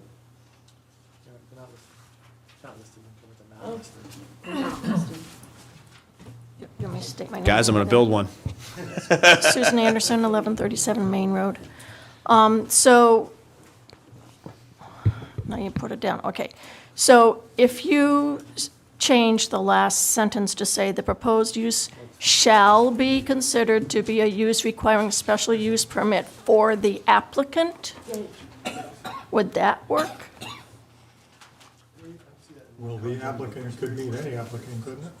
No, you're talking about Go ahead. whoever's applying for the special use permit, right? So if you say the proposed use shall be considered to be a use So- requiring a special use permit only for the So I applicant. think if we say shall there, Sue, it removes the zoning board's flexibility. So the first part is, But I have to go prove that my item that's not listed can fit into a special use permit that's there. But then I also have to go meet the requirements. So let's say the zoning board approves A, then I have to go back and meet the requirements of a special use permit for that. Yeah, but No? I thought Todd? the problem, What she's suggesting is still conforming to that. right, what I'm asking is, the problem that we're having is that once somebody applies for something, then anybody, that opens it up, right? So I'm trying to Well, close that that's the can of argument that worms. will be made, but I don't know that that will hold water. I understand that, but I'm trying to, if you put the shall in there for that particular applicant only, Like this, Mike. The proposed use shall be considered to be a use required for that applicant only. would that help? Like, look, It might. Would that clarify it? Well, it might close the door. That's what I'm trying to do. So then any other follow-up yeah. would have to be on its own legs. It could help, I'm sure it would be challenged, but it could help. Because it doesn't make sense when you think about it, right? So you're saying Right. that, I understand what you're saying, I understand that we're trying to protect, but from a public policy? Like, how do you say that in this zone it's okay? The zoning board has already made a determination that it's similar type character and, But it's only for that particular person. right, but in that particular zone. In that particular zone, right. Whatever, and so, I get it. It Or provides only on those- that property. Person's Yeah, seeking but Mike, to do this Take non-listed use. is an going to come to R40 this. zone. They're all over the place. It's not like Right, I know. only here. It will be challenged. It could be here, here, Yeah. here, and here. By the way, just getting back, under public utilities, it does, towers are not permitted in some zones. So I don't know, you could make the argument that, just as towers including but not limited to radio towers. So you could make an argument that a wind That's a turbine is a tower. tower, yeah. Question for you. Is it allowed in It's allowed in, Thank you, Sue. Thanks, Sue. by special use permit in a number of zones. As it relates to all of these things that we're passing tonight, are these passing effective January 1st, or is it like? Yes. Okay. Yes. You can't pass it before then, because it's enabling- not law yet. Got it. The enabling legislation takes effect January 1st. So as it relates to our hypothetical example of wind turbines, there's still time for us to make this not a thing we can do in this town. I don't know if Well, remember that the No other way. part of this is we're taking out temporarily any special use permits Yeah, everything is not. until permitted. So the end this of June. provision won't take effect until you have special use permits again. Got it. So that's June. Well, depending if they come to you in pieces, but I'm gonna say they're gonna come to you in pieces. It's gonna be the easy stuff first. It's Right. not gonna be turbines and towers. Right. So what I'm saying is we have time to get out ahead of I think you do. turbines. Okay. I think you have an opportunity to take a look at your prohibited uses list and make sure that everything that you want in there is in there. Okay. We don't. I don't. Are- I do have a public hearing open. Anyone else? So what, you said that it would take It's the public. effective upon passage. Effective January 1st. On January 1st, correct? Yes. Yes. If the legislature then subsequently changes that, because there are rumors that they may try to provide some extensions because of the short time frame, would that also, would we have to add language? No, we'd be okay. We met the deadline. They may extend the deadline for other towns, which there's rumor they're gonna extend it for 60 days, Okay. but we'd be ahead of the. They're not going to change the requirements. Right. They're just gonna delay the implementation Right. start date. All right, so I'm gonna close the public hearing. Like make a motion to amend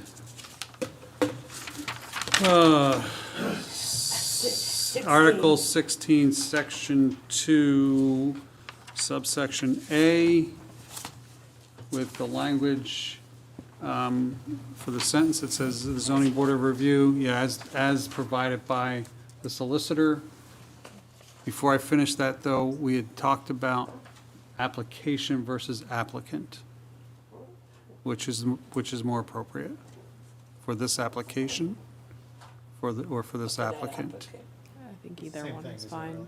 Is The it the same? applicant submits an application, so whatever the applicant is doing, that's the application Okay. we're using, right? I just know that when I I get said it. that before, Todd had suggested application. I think it was Todd did. anyway, yeah. You still think it should be application? I do, because the applicant can change. You can transfer your application, right? Okay. So, Oh, why wouldn't we want to leave it as applicant then if they're going to shift it to somebody else, start the clock again? Let's know. This is about the proposed use right. or application. At the end of the day, it doesn't matter. Does it really matter? Keep it as is. Keep it there. Keep it there. Is it shall or may? That's a shall. The may is struck. It's a shall. That's a shall. It may become shall. Okay, do I have a second to my? Second. Motion's been made and seconded. Everyone understands it? Yep. All those in favor? Well, it's a good question.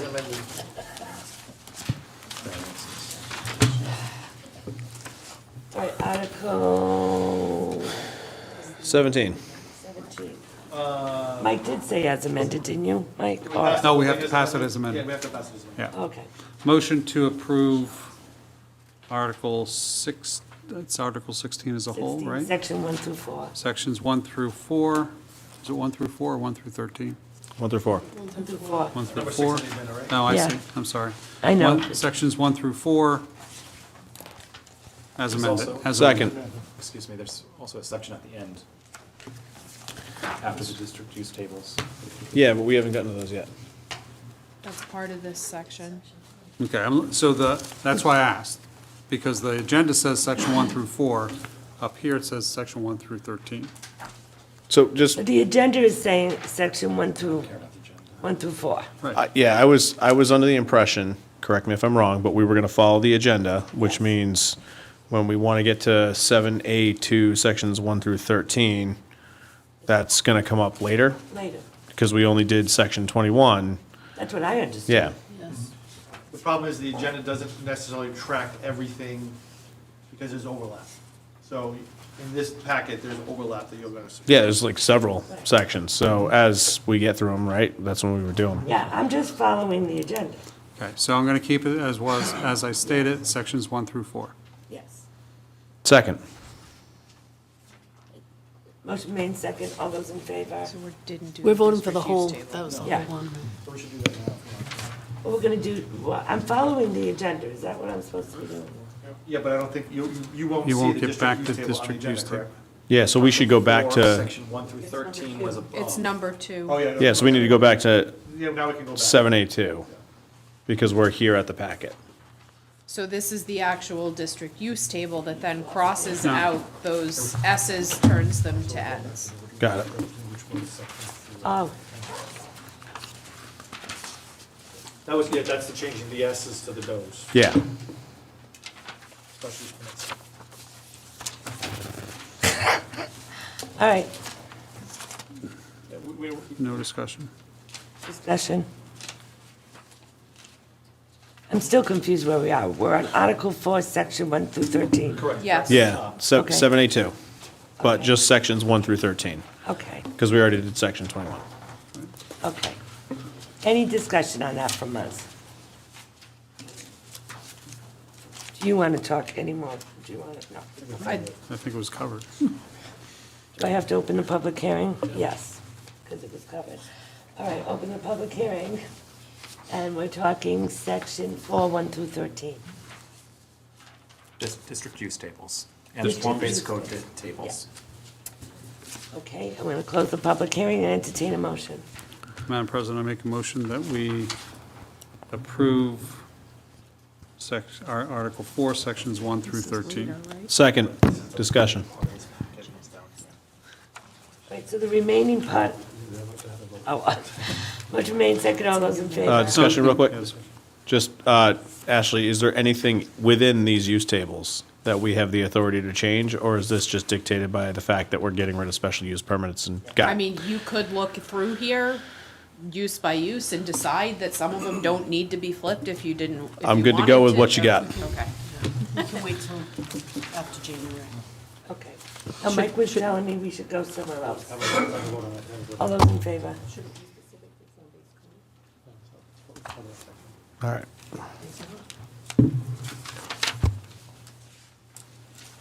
Now we should be 7A7, right? Here's what happened with the agenda, all right?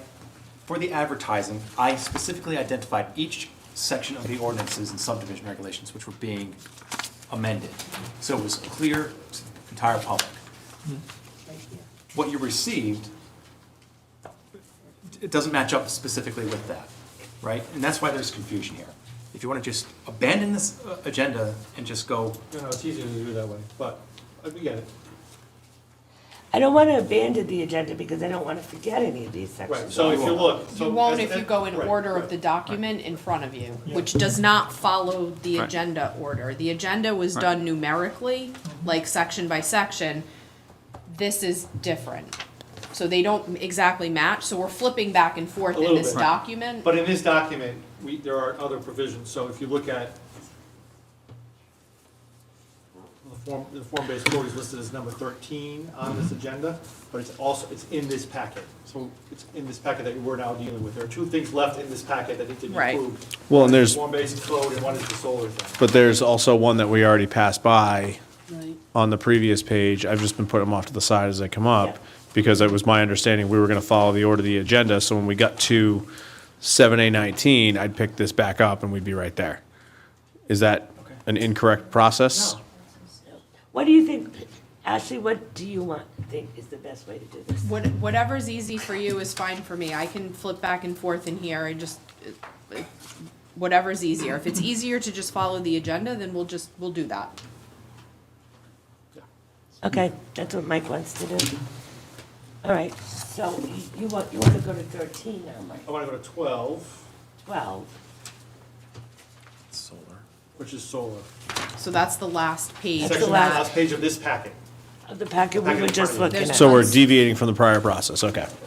Because we're dealing with one packet. But that's what, But that's what we were just saying, I am really going to suggest, because I think it makes sense. to just go through Each the packet packet. is numbered, Yep. each packet is labeled. We can check off on our agenda The when we agenda, get when to we it, get to it. but Yeah, I think so too. I think there's a reason why they're coupled together. Yes. Okay, That way we won't have to bounce around. but- okay. So we'll cross them off on the agenda as we Okay, go so to where them are to we make going sure we now? don't miss So, anything. Madam Chair, just so we're on the same page, so now we should be going to 7A19, which is the one that we skipped over like 4 packets ago. Just so we can get on the same page, and then we'll come back to 7A13 and then 7A12. Yeah, I got to find it, but Okay, Yeah, it was a I single agree. I have page. it right over- Can you, yeah. This is Appendix A-Zoning, land development and subdivision regulations, the first one. 7A5 and 7A19, Yep. section 23, 246. It's the first it's the first, But now, here's the kicker with this, is under 7A19, which is Article 10, it's sections 23 to 35 and 23 to 46, and then 23 to 50. This is only 23 to I have 46. no idea. So we're gonna have to, like, segment these off as we go, rather than just go and order the agenda. Do you actually understand what you're saying? Maybe, I know, I'm, What number are you on, John? On the agenda. oh, here it is. So if you go back to 7A5's packet, right? It was Article 15, Section 2. But also on that page is 7A19, just Section 23-46. So the middle of 7A19, which is Article 9, 23-46. So we'd be approving just that middle section on the agenda. Yes, planning board records. Thanks, Chris. If that's helpful to know the title too. What is it number? It's on the page, it has 785 on top. Yeah, just a single page. like, did you take one? Oh, is it it's the. Single page. But they put it aside. Yes, So if we're just gonna hit every packet as we come up with them, then we need to do this and get it out of the way, and then just keep going through the packets. And just make sure we Finish this packet and then go back to that one. check off where we did this packet.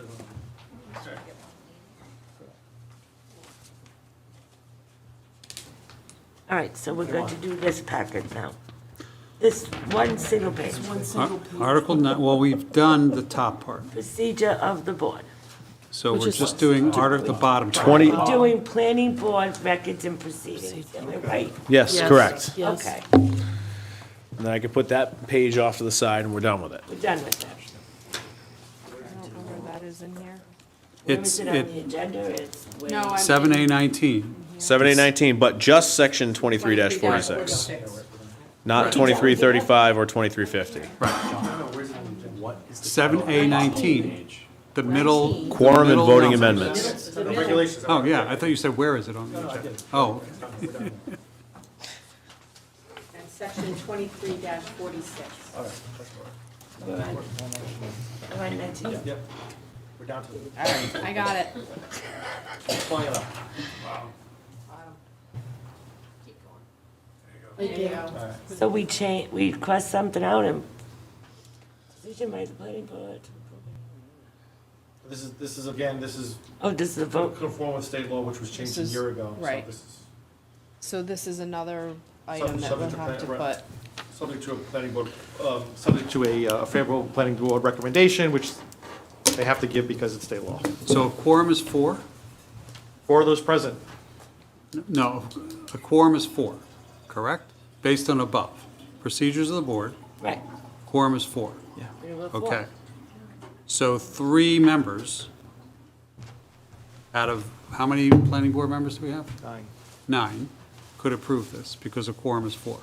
Correct. They got rid of the requirement of those members present. They got rid of that requirement because they were having, some planning boards were not meeting. They couldn't get quorum, so. Okay, I just want that to be clear, So that this by was- state law. This was argued against, Right. you know, we argued against this because the reality of this is that you could find yourself in a situation where a minority of the Right. board approves a project. Well, you have 9, a board Yes. member of 9. Let's say Yes. there's all full seats. For whatever reason, only 4 could show up. You have the Yes. quorum. Yes, 3 people could 3 approve of a those project, 4 which is members. a minority So a of your third of the board can approve a project. Yes. Okay. But That's too bad, because it takes away the ability for us to just not make the planning board have a quorum and then nothing gets moved forward. I think that was the point. Just stop reappointing. That was the point. All right. So I'm going to open this up for public hearing. Close the public hearing. Entertain a motion. I move approval of the modifications to Article 9, Sections 23 to 46, Planning Board Records and Proceedings. Second. Subject to favorable. Subject, this one is subject to favorable? Yes. Subject to favorable finding by the Planning Board. Second. Motion been made in second. All those in favor? Okay. Now what? All right. Now 7A13. Right, if we're staying with the packets. Yeah, because we're going to, okay. That's the form-based code section of the, Special use Use permits table. and Article 4 district use table. This giant packet right here, the one we were just on. To the day I had to be, you guys wasn't inside with me. It's hurting. I'm going to get up and stretch. So 7A13, form-based code, Article 4. You know, like John Lennon.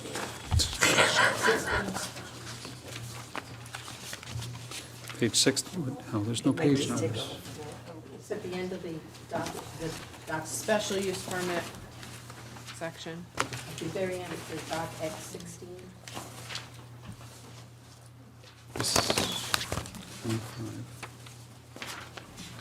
So, So it's that table right there, so we're looking at form-based code, way at correct? the back. Yes, you're looking at the form-based code use table. Okay, And One this is, page we're before that. turning the S's to N's in this table. There you go. okay. So it's consistent with what we Right, did. with the other- consistent with what we did previously, it goes on for a few pages. And I would suggest we take at the same time Article 24, Solar Energy, Section 5. Is everybody okay with that? So the rest of this packet, we're going to look at right now, starting with form-based code through solar arrays. Any discussion from the council? I have a question as it relates to solar arrays. This may not be the proper forum. But as it relates to ground-mounted solar arrays, those are ostensibly prohibited except for certain uses like farms and that kind of thing. Yes. Yeah, basically. Under special use permit, Okay. which temporarily goes away.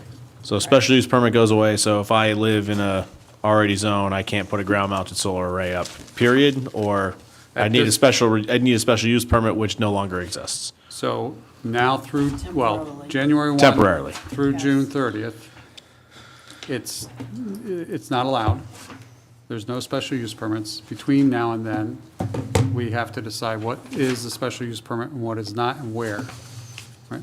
Yes. And if we don't do that by then, can we extend that deadline? We need to make specific criteria. for Criteria, special uses. yes, exactly. So Can whatever we extend that criteria, After June 30th? yes.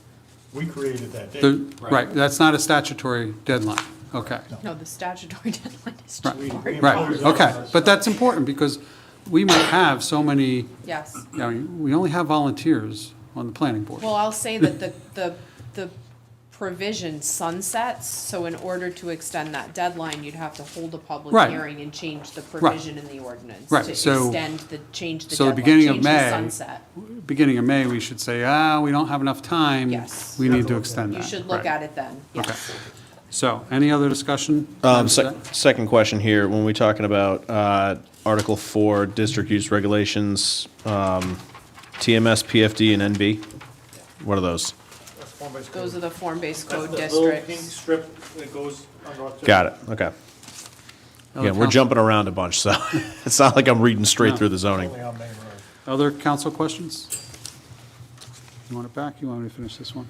Open the public hearing? Can Oh, I, just I'm one sorry, go question. ahead, So Jen. the special use permits, and we have that none until end of June, but we can start to implement some of them Yes. as we As go you go. along. I think that's intent, The right? planning board's intent is to take them in sections and start, maybe start with the easier ones so that we can start to move those back into the, back into the use table and not tie those up all Correct. the way until June, the end of Okay. June. So we could potentially get to May or June and have Right. a good portion of them completed. Right. Yes. Over 100. But some of them are easier than others, Susan. Or they could decide to make it a permitted use without having a special use permit. Right. You might. And we may end up creating new ones. Okay, so the public hearing's open. Anyone from the public wish to be heard? I have a question. Please come up, Jamie. I'm not really sure where we are on this. Are we on agenda item, I'm looking at the agenda, are we on number 2, 12, or 13? 13. And 12. And And 12. Yep, that's what I thought. Okay. And on I thought that at the subcommittee, they talked about on the form-based code combining some of the districts together. That's a totally separate project and. Right, but so if then, if we approve that, then can those changes be made? Where the districts are combined together? This has nothing to do with the districts themselves. This just has to do with where there's designations of special use permits, and it's a temporary measure that it will revert back. So this will come back to the town council at public hearing, and they will consider the planning board's suggested amendments to the use tables, either turning some of these to permitted uses, keeping them as special use permits with specific and objective criteria. Maybe some get changed to not permitted. We don't know the result, but that's the process. But I'm more concerned about the actual breakdown of the form-based code in the, They're two separate Jamie, issues. the question before us right now yes, is whether or not we agree to change anything that is currently in the form-based code and the district use regulations, identified as special use permits, so an S, to not permit it. so we're only talking about special use permits and not the permitted or the not permitted. Correct. Because right now, the only thing we're worried about is accomplishing what we need to accomplish to Right. meet the state law requirements that go into effect January 1st. Okay. But it's time to do so. And so it's only, I'm just really, I'm just always concerned about the form-based code and the residential homes that were changed to commercial, Yeah, that, so this doesn't, and then that's, this has and that's nothing to not do with that. part of this. Right. No. It's only and so, and a hookah lounge, something like a hookah It lounge. has nothing to do with Nothing to do with that this. at all. So we need to add that to a not permitted use. If We could in the future. You could, but that's not what this is. Right, okay. In that case, thank you. Thank you. Any other comments from the public? Close public hearing on this section. Entertain a motion for, yeah, this one's easy. Motion to approve agenda items 7A12 and 7A13. You want to make that motion, Deb? I'll make Can the I, motion. can, say, I yeah, can do then, that. Denise makes the motion. I'll second it. Second. Further discussion? Hearing none, all those in favor? Back to you, Madam President. All right. That's two, actually. So now we're going to go 12, the new packet, Yep. which is, So this is Article 17, On our packet, it's 7A7, correct? On the top? variances, no variances. Variances. Yes. It's this one? which is for the audience, it's 7A7, right? Yep. Appendix A, number 7. Yeah, go ahead. I have no idea where it is on the agenda. That is okay. Okay. So this is, this is a change to the zoning ordinance section on variances. The biggest notable change is the change to the provisions, the standards for granting a variance. These are dictated by state law. We have there's no room for decision-making in this section. So we're just conforming our code to state law. Correct. The standards to grant variances to state law, Yes, which they changed. which we've been applying we would have been applying on January 1st anyway. So we Yes. trashed the entire old one and adopted the new one. Correct. I have a quick question, and I apologize for jumping around, but back at the use tables real quick, is that possible, or am I out of line? No, you can go back. All right, so, and again, this is just a question, but if we change any of the special use permits to no, is that going to cause any issues with any existing operations? No. Okay. Existing granted, so if someone's been granted a special use permit in that zone in the past, they're operating under a special use permit, no. Or if they have a pending application that's been vested, that wouldn't affect it either. Got it. Like, I was just flipping through and like, daycare center. Now you can't do any of those anywhere in the town, just if they apply from January 1 Okay. Right. onward. Correct. Would that apply to expansion? If you need a special use permit to expand, then Yes. yeah. Yeah, you might.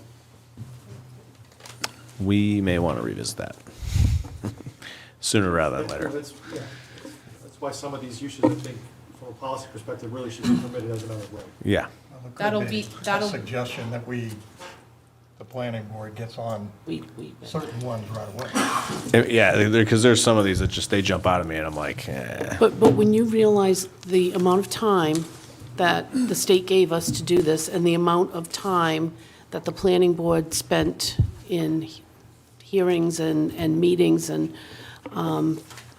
this was just too important to open things and without really a lot of thought. So if we just close it down and then rethink them and reopen them as is appropriate.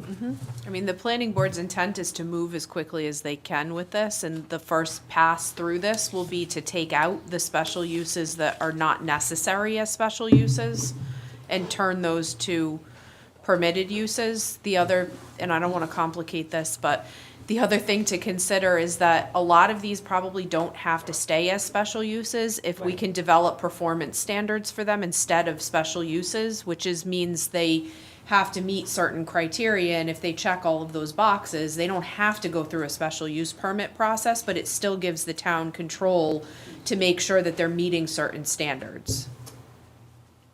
Got it. So like All right. professional home office, like if you live in an R anything district, you can't do that on a go forward basis. So As of January 1st. as of January 1st, if you work from home, sayonara. No, if you apply for a home office, if you're applying for a new home office, We're not going back and So- getting rid of So everything if I had a that's house in already Tiverton, doing. if I was your neighbor and I wanted to have a law firm home office, right, next to you, which I might no, if I could afford a house near you, I would do that, right? So then, $9 million, it's right around yeah, the no, corner, it's all sorry. yours. So I would have to apply for a special use permit to operate a law firm, one-person law firm out of that home, because that's a home office. But I would not be allowed to do that as of January 1st, because you just took away my ability between January 1st and June 30th to do so. But if you were already doing it. But if I was already they there, can't stop if I you. was, exactly, if I was already there or had an application pending, you could not stop me. Okay. All right, Just get on that fast, man. Worried about all right, working so from home, John? I'm gonna go to. John doesn't want me as his neighbor.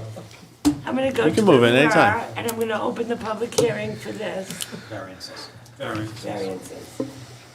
Again, this is state law, there's nothing. State law, nothing we can do about it. I'll close the public hearing and entertain a motion. Madam Chair, I motion passage. Of Article, Article 17. 17, Sections 1 through 3. do you have a second? Second. Motion been made in second. Any further discussion? All those in favor? Okay. Go ahead, Ash. So next, excuse me, is Article 18, Section 10, Technical Review Committee. Yep. This is essentially establishing in the zoning ordinance the Technical Review Committee so that we can have a standing Technical Review Committee and not have an ad hoc every time we have an application. So Section 10 is the language basically that, like I said, just establishes the TRC for the town As a standing committee. as a standing committee. Okay. So under the old process, the planning board used to, per application, have a TRC, that they had to put it on the agenda, they had to figure out who's gonna be on it, slow the process, but so now we are gonna have a standing TRC. Which will be important to have a standing TRC with the administrative officer having review and decision-making authority, relying on that TRC. The idea is to design this so that there is a regular monthly technical review committee meeting that everyone can put in their calendar. We can put applications on the agenda on a regular basis. If there's not a need for them to meet that month, we can cancel the meeting. Exactly like this. Instead of going through the process of emailing everybody, finding what date they're available, and doing this on an ad hoc basis. So, That wouldn't require meeting minutes, right? Yes. I would imagine, right? Be an open Public meeting. body. Yeah. Well, okay, so it's an It's open. advisory, but it's a public body. But meeting minutes, yes. Yes. Yes. It's an open, yeah. But they'll have to do minutes of the whole 9 yards. Yes. Yes, they already do. They don't have to be No, posted. they don't. Yes, So- they do. They do. they don't have to be posted. They don't have to be posted. They don't Because they're have to be advisory, they posted, don't have to be But they posted. are, Well, there's they're a question. minutes. My understanding is if you have a committee or a meeting and you post it on the SOS website with an agenda, then it needs to be followed by minutes. No. No, not if it's a purely It's an advisory. committee. So your committee and my committee, we don't have to post our minutes. Really? We do, I do, I don't know about you. I do. But technically, we don't have to do that. They have to be given to the clerk, the minutes Right. have to be given to the clerk, and you might post them on clerk base or whatever we have, but they do not have to be posted on Secretary of State. Advisory committee minutes do not have to be I'll posted. continue to do it, but So this would provide for delegate authority to the planning board to set policies and procedures for this committee. Yes. Is that something that would be advisable to be done between now and January, so it can get up and? done. It's done? Okay. It's done. Being done. Okay. Well, No, it's well, not done. it's. It's in the process of. drafted, it's not approved. Right, but so it's in the writ- process written, already, just so we- They've seen it, they've reviewed it, we have a few amendments to make, it needs to go back on their agenda. It'll get, but it's. So we can hit have the it. ground pretty much Yes. running. It's actually on our agenda for December Okay, 5. okay. Yes. And they have seen it before, so it's not a brand-new agenda item for them. Yeah, I just didn't want us to be behind the eight ball with that, Yep, if we could help it. this still gives you the ability to call in, for instance, Sue Anderson for. that's the next section. That's in the subdivision to be- regulations. No, I mean to be part of the, yes, Yeah, that's, so the Appendix A section, Section 10, just establishes the committee. The section on the lower part of the page under Appendix B has all of the details of who sits on the committee and how they, all of that. So I don't know if you want to take these So separately, right, or, I would take the whole pack. Take the whole package, that's what we're doing.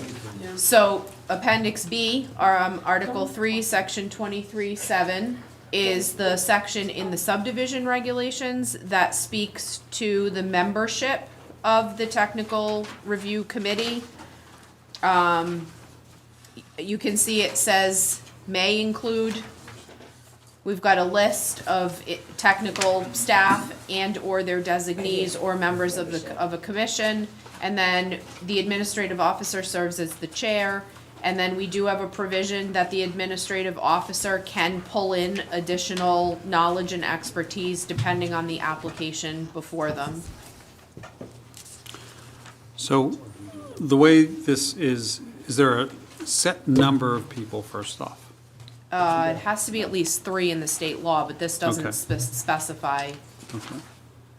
Because the follow-up was, since it says may, if I'm a rogue administrative officer, and this is my authority, correct? I set this.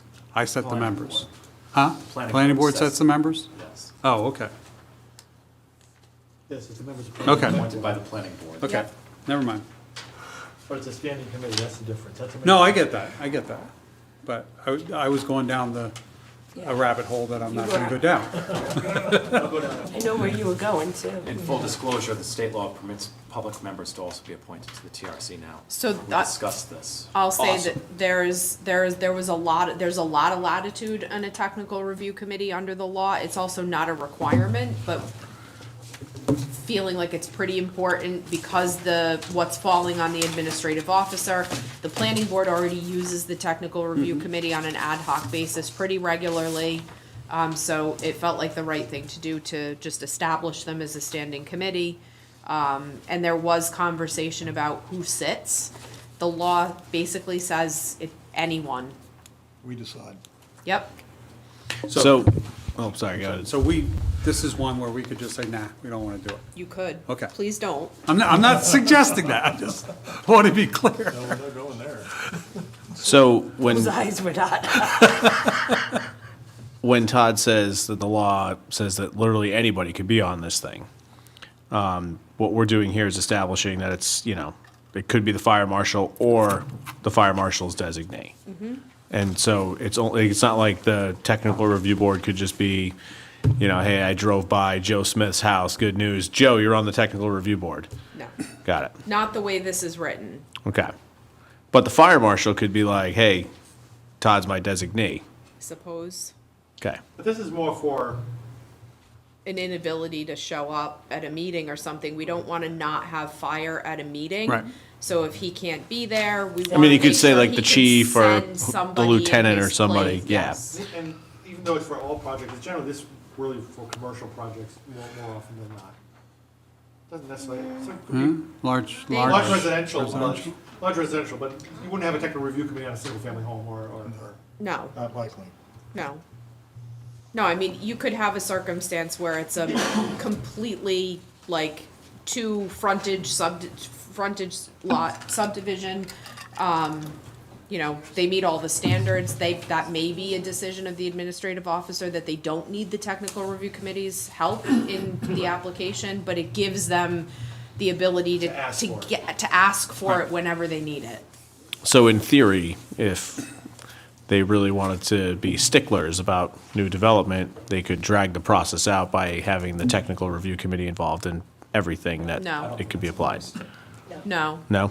Because the applications themselves trigger time clocks. Got it. And the time clocks don't change just because you have a technical review committee involved, so it has to happen within the time frame Got it. allotted So we'd be by the pissing law. off the fire marshal and the police chief if we did that. Okay.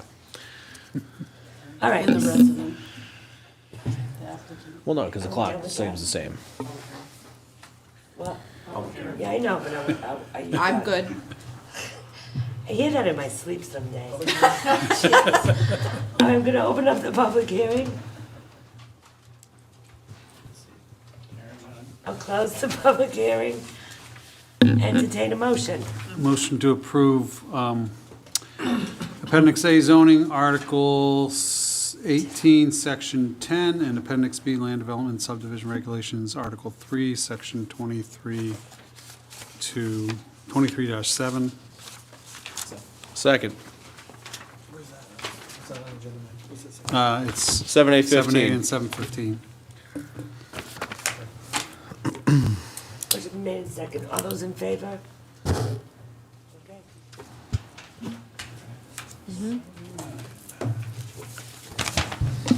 So this is, you good? We do have a second, if at any point people want to adjourn this and go to the second meeting, that's fine too. Okay. Motion. Well, I just want to bring that up, okay? It's 9 o'clock. We can get through the next in an hour. I just want to bring it up. Go ahead. So this is Article 20, Development Plan Review, Yeah. 7A9. 7A9 on your agenda. Yeah. Most of this is just Delete. moving.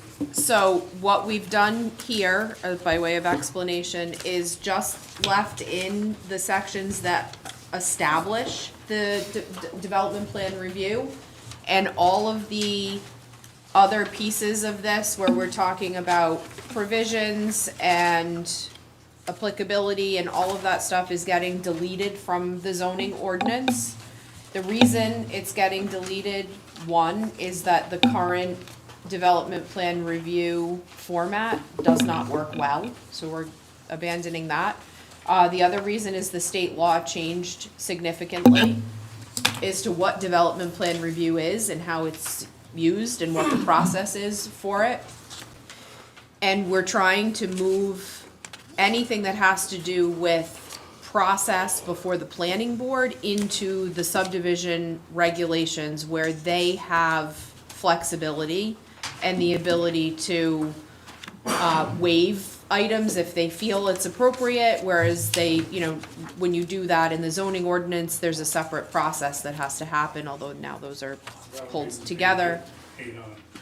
So really what we've left in here is the establishment of development plan review, and then if you go to page 8 of the same packet, this is the provision in the land development and subdivision regulations for development plan review and how it is used by the planning board. So does this get us to the point where we've been trying to get subdivision regulations, or is that not? No, Okay. different. And Ashley, you had said part of this is trying to get rid of a process that is not workable. Yes. But if, I'm not saying this, but if we felt it was workable, there are sections in here we could choose to keep. I'm just trying to differentiate what's. Not really. So development plan, I'll give you a little context. Development plan review used to be pretty loose in terms of its definition. It was not, I'll venture to say that everyone that had development plan review in Rhode Island, because it is an optional, was an optional process, did it differently. There was no uniformity across municipalities. There is now supposed to be uniformity across municipalities. It is prescriptive. The law is now prescriptive in saying that you have administrative development plan review, you have formal development plan review. Our current development plan review does not fit Okay, into yeah. that. Yeah, I was Form. simply trying to differentiate, Yep. what we have flexibility over and what we don't, and then choosing. So I know that development plan review is intended to be left as an optional review process. I don't know what happened, but there was apparently a Scribner's error, and they changed the Zoning Enabling Act from may have development plan review to shall have development plan review. They left the Subdivision Enabling Act as may have development plan review. The conservative reading of that is that zoning trumps subdivision. You have to have development plan review. I'll say I don't know how much value there is left in development plan review because of minor land development. Now is a very different process than it used to be and will cover a lot of what development plan review would have covered previously and not push applications to major land development. I do, there's also good to know that an administrative development plan review goes to the administrative officer. A formal development plan review goes to the planning board. There was a choice there that a formal development plan review could go to the planning board or the technical review committee.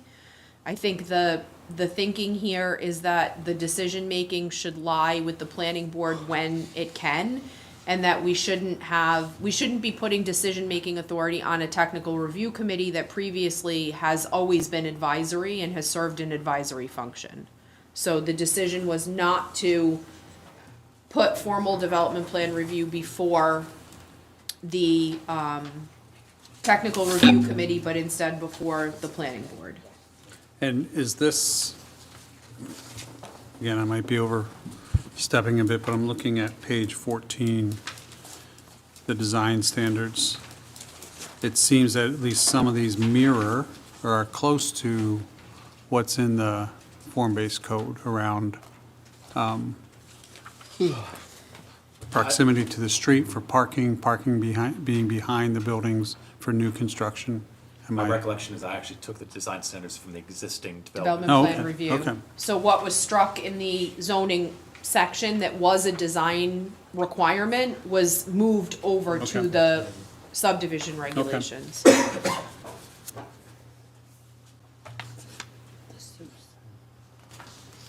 So there is overlap between the definition of development plan review and the definition of a minor land development. So there's a lot of discussion around, well, you can't be both, so which one are you, when there's an exact overlap? And I'll use a change in use at the property where no extensive construction or improvement is sought is the identical language of what a minor land development is.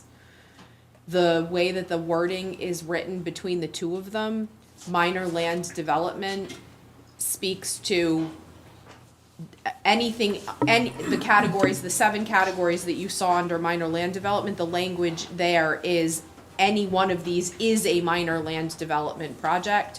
Development plan review, the law says, is including but not limited to. So the conservative thinking is that minor land development trumps a development plan review. So when there is overlap, minor land development would prevail, and you could not go through development plan review because they made a provision in the law that you can't make an application go through both.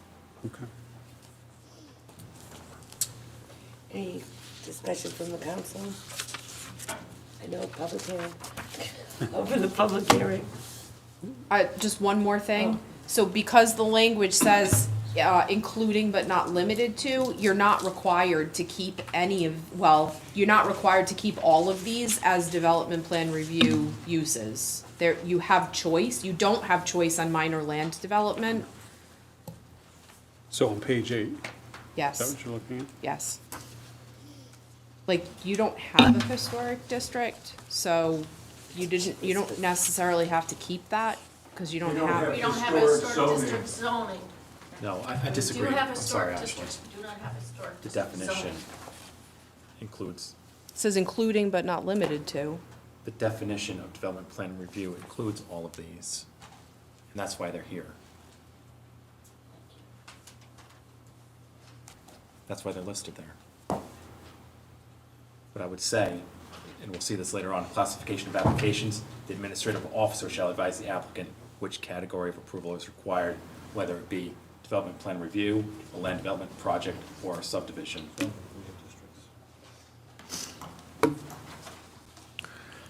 I have a question on this.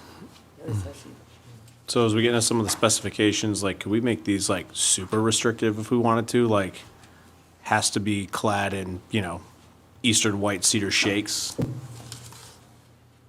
Why would you do that? I'm just asking. Like for instance, on Nantucket, you can't build a house or reside a house unless it's a specific color, and the trim is one of 3 Right. colors. Like, this is where that would happen? You'd have to write those into the design requirements. It couldn't be arbitrary. Okay, I'm just asking the question. And I think that's what you're saying. You can't say to one person this, one person that, but you can set into those design requirements the cedar shingles, Yeah. if we wanted to. Which is typically done in historic districts or. Yeah, well, hey, I just spent a lot of money on white cedar shingles. So you're saying under A1 through 8, those are discretionary categories? Todd says no. Because that's what the definition includes. So what's the case may be? Are we done? I can, You say yes. any, It's another lawsuit for another day. But out of curiosity, Todd, could we strike any of these categories though from the definition? And then this wouldn't apply to them? So like if we said, hey, we don't really want this to apply to industrial or commercial development, we could just strike that out of there.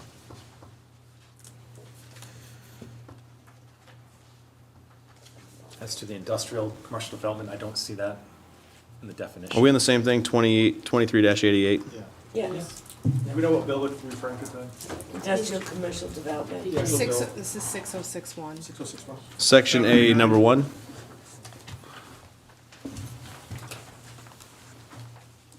You said those categories, that's the ones that,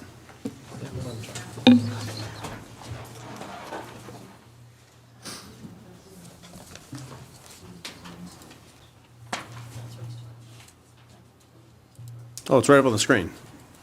It's right there. I was saying. I think they're looking up The statute. the statute. Oh, okay. Look up the enabling section.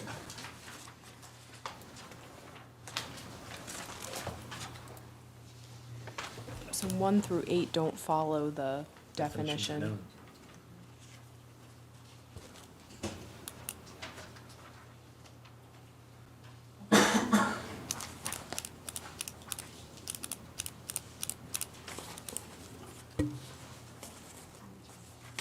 So that is from the statute, right? But it's the definition of development plan review.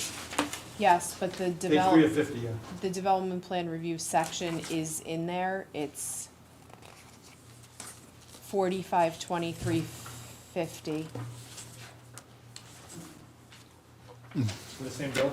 Yes, 45 what? 2350. Starts at page 20, Mike, of 50.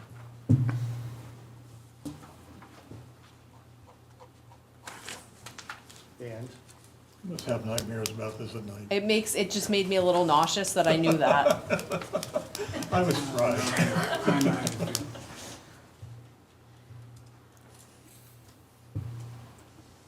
The local regulations and ordinances shall provide for specific categories of projects that may review and approve an application and administer.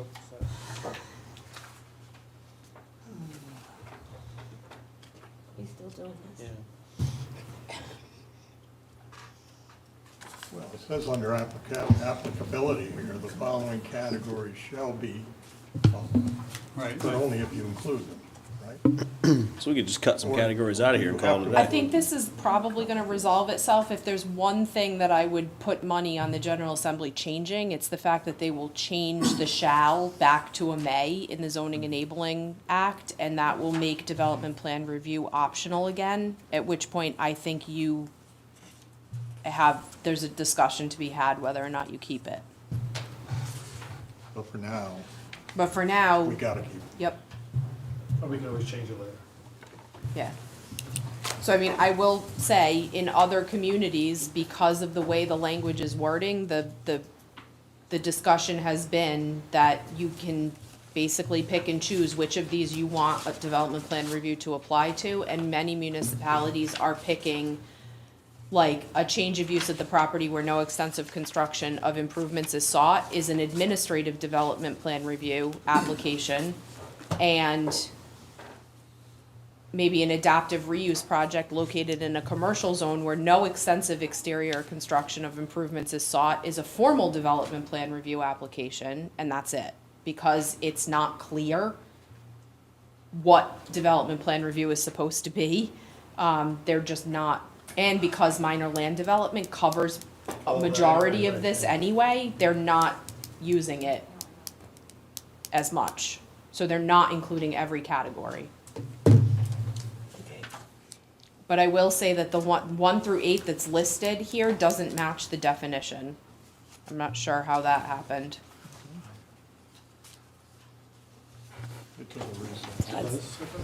No, it doesn't. If you go back to the definitions, yeah.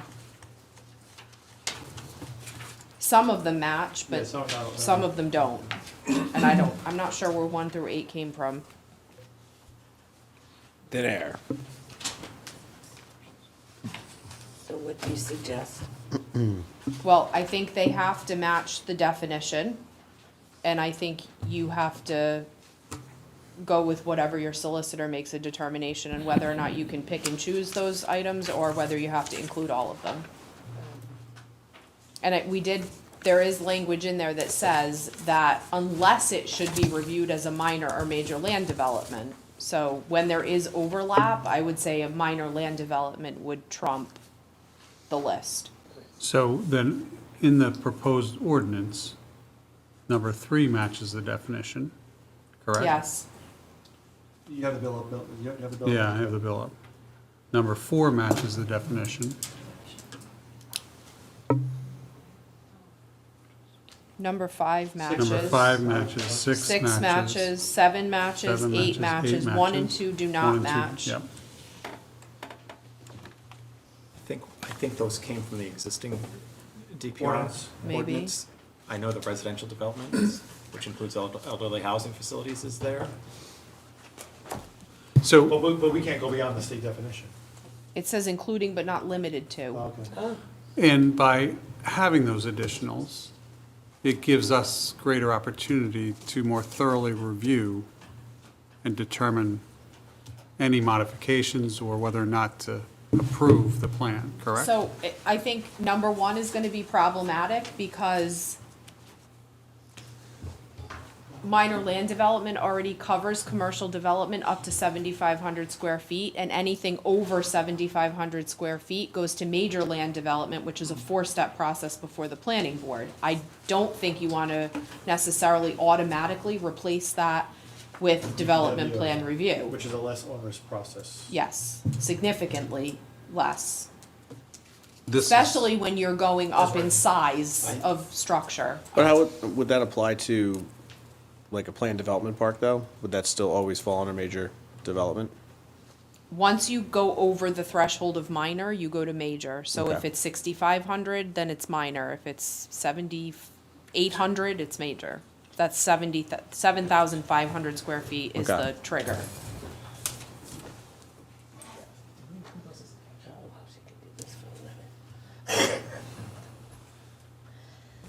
What do you got? They may have been included just as a catch-all in the event, because Ashley's right about the language we included above, under A, unless the project would be reviewed as a minor or major land development. Oh, Right, so, Right. so first you make that cutoff. Right. So if it's a minor, You never get here. you never get here. Right, And it goes to the planning. right, right, If it's a major, you get here. yeah, correct. yeah. But in what instance No. would one No, or wait, would? say that, I'm sorry. So say if that it, again? if it's determined to be a minor plan development, it doesn't go through this, No, correct? correct. Okay. If it's determined to be a major, and so the minor then goes to the planning board? Minor goes to Well, the administrative To the AO, officer. okay. If it's a major, it goes through this? No. No? It goes through major, which Goes- is a 4-step process before the Okay. planning board. Yeah, okay. This is, depending on which type of application, administrative or formal.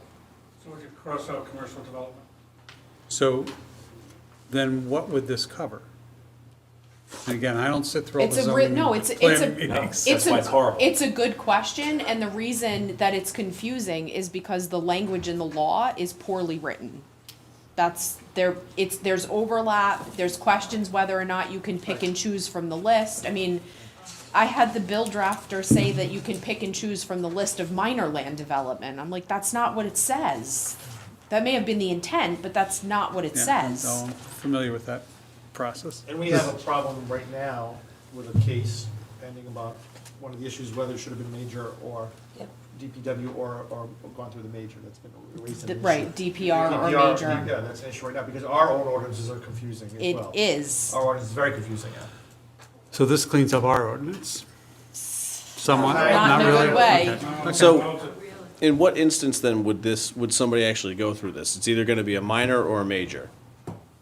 Or is there a gray area in between those two? There's a whole lot of gray, and it does give the administrative officer the administrative officer has the authority to make determinations about what process applications go through when there is any ambiguity. Could they table this pending, or what would be the fear? If we table this pending further clarification or further review? What's the risk? Or could we, Or not pass it? what? Could we, I mean, if you don't have development plan We'd be review, stuck with the old development plan review. which doesn't Doesn't comply. comply, so that would automatically be thrown out anyway. So the right. strikeout, So so could we, So you could potentially not have development plan review, and the For now. likelihood of somebody challenging you on not having development plan review, I wouldn't think would be high, because there's a minor land development process that's almost the same as a formal development plan review process. It's the same stages of review. I think the goal is to try to take confusion out of this as we have, and this seems to be a confusing. It is a Based confusing- upon our own ordinances as currently written, as part of the state statute is currently drafted. Yes. Yes. Development plan review should be a valuable, tool to use, and it's just not, the way it's written. In this My current motion stick revised form or whatever the, requires the most review. so what do you suggest we do with this? Do we pass it? Well, Mike, later on, you're going to see an ordinance which says the administrative officer shall advise the applicant as to which category of approval they shall go through. Subdivisions, minor or major, or administrative, land development, minor or major, or development plan review. So she's not going to recommend anyone to DPR. Well, they couldn't if it doesn't exist, right?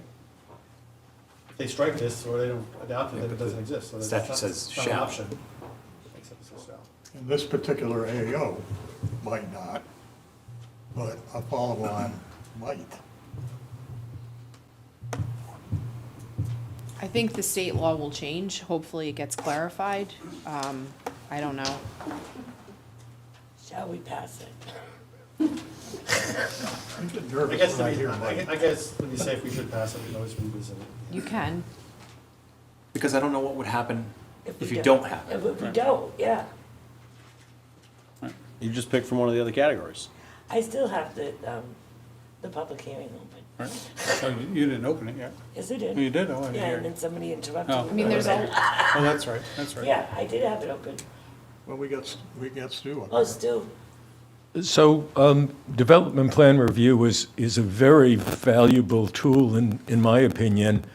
And Ashley, of course, is right that there are some ambiguities and internal conflicts in the one that we have now. But I would go ahead and approve what the planning board has sent you, keeping in mind that we also have a parallel process going on elsewhere with our zoning revision committee and a complete overhaul of our zoning code that will be done first in committee, and then it will come to the planning board, and then it will go to town council. So we have an opportunity to sit back a little bit, see what happens either in the state legislature or in the courts, and then take action. So my recommendation is leave it in as is, even though the state has given us some issues. thank you. Anyone else from the public? I'm gonna close the public hearing. Any more discussion from the council? Entertain a motion. Make Make a motion, we approve, excuse me, Appendix A zoning, Article 10, Development Plan Review, Section 1, Article 20. Through and eight. all the 1 through 8? There we go, thank you. Sections 1 through 8. And, Does that cover it all? I think so. Article 20? no, and, No, and, no, no, no, and then you're gonna go down to Article. and then Appendix A. 7A22 as well. 7A22. So it's 9, right? And then Article Yeah, that goes to 22. 16, Sections 23 to 88 and to 96. Yes. Do I have a second? Second. Motion been made in second. All those in favor? Okay. 7 and 10. Just gonna vote no on one of these just to do it. Comprehensive permit. This is a change to the Low to Moderate Income Housing Act that has to do with comprehensive permits.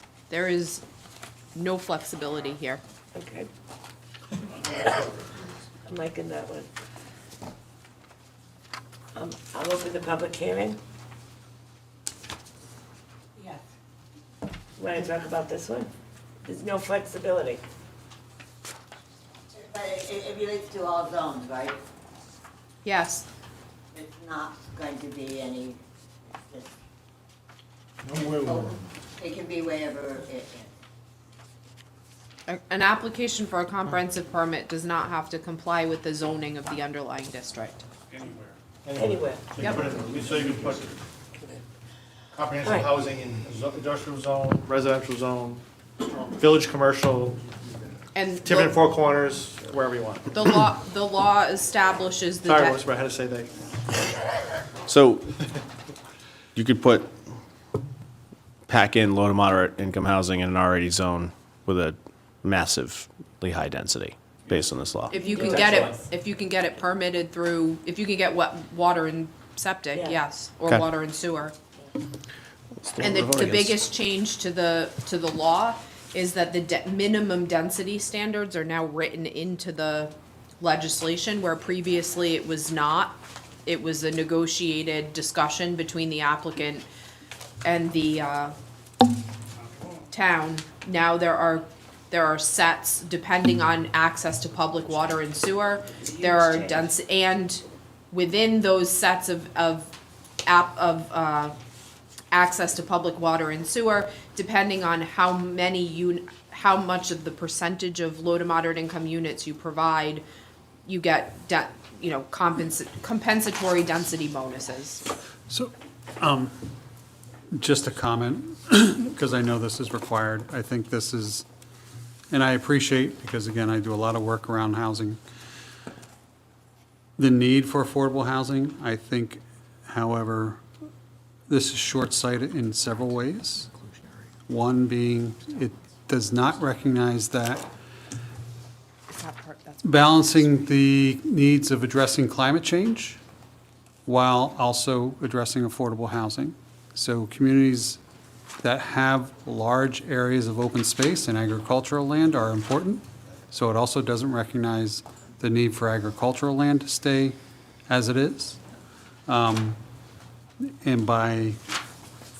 I know we're below our threshold of 10%, but by forcing it this way, it has the potential to negate benefits that communities like ours provide to the environment of the state.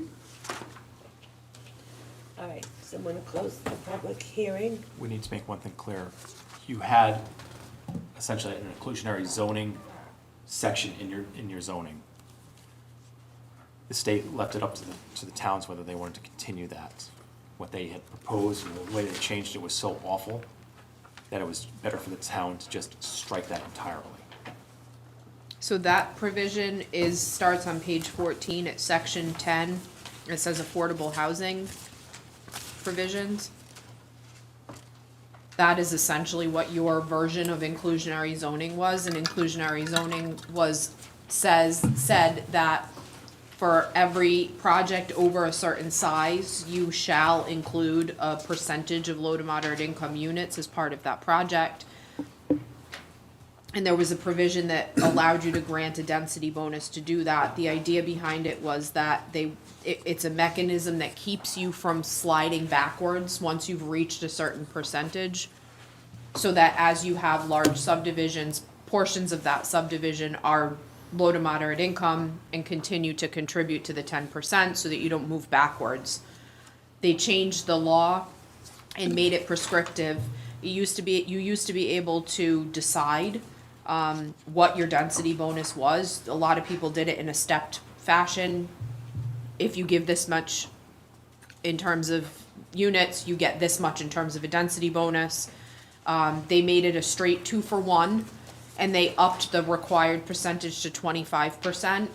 So when you do the math, the benefit is almost not worth it anymore. And the thinking at this point is, if I have to do 25, if you have to keep it at 25% and it's a 2-to-1 density bonus, people are going to get higher densities potentially than they would under the new comprehensive permit structure. So why would we keep this? Most of the municipalities that I know about that have inclusionary zoning are getting rid of it. It's unfortunate, but that's the result of the way they drafted the language. You're gonna close the public hearing. Entertain a motion. So it's 7-8. With reluctance, I move that we approve the sections that are contained in It's 21. the agenda item 7A10. Second. Motion made in second. did I Any cross further out the wrong one? discussion? All those in favor? John? Heartily opposed.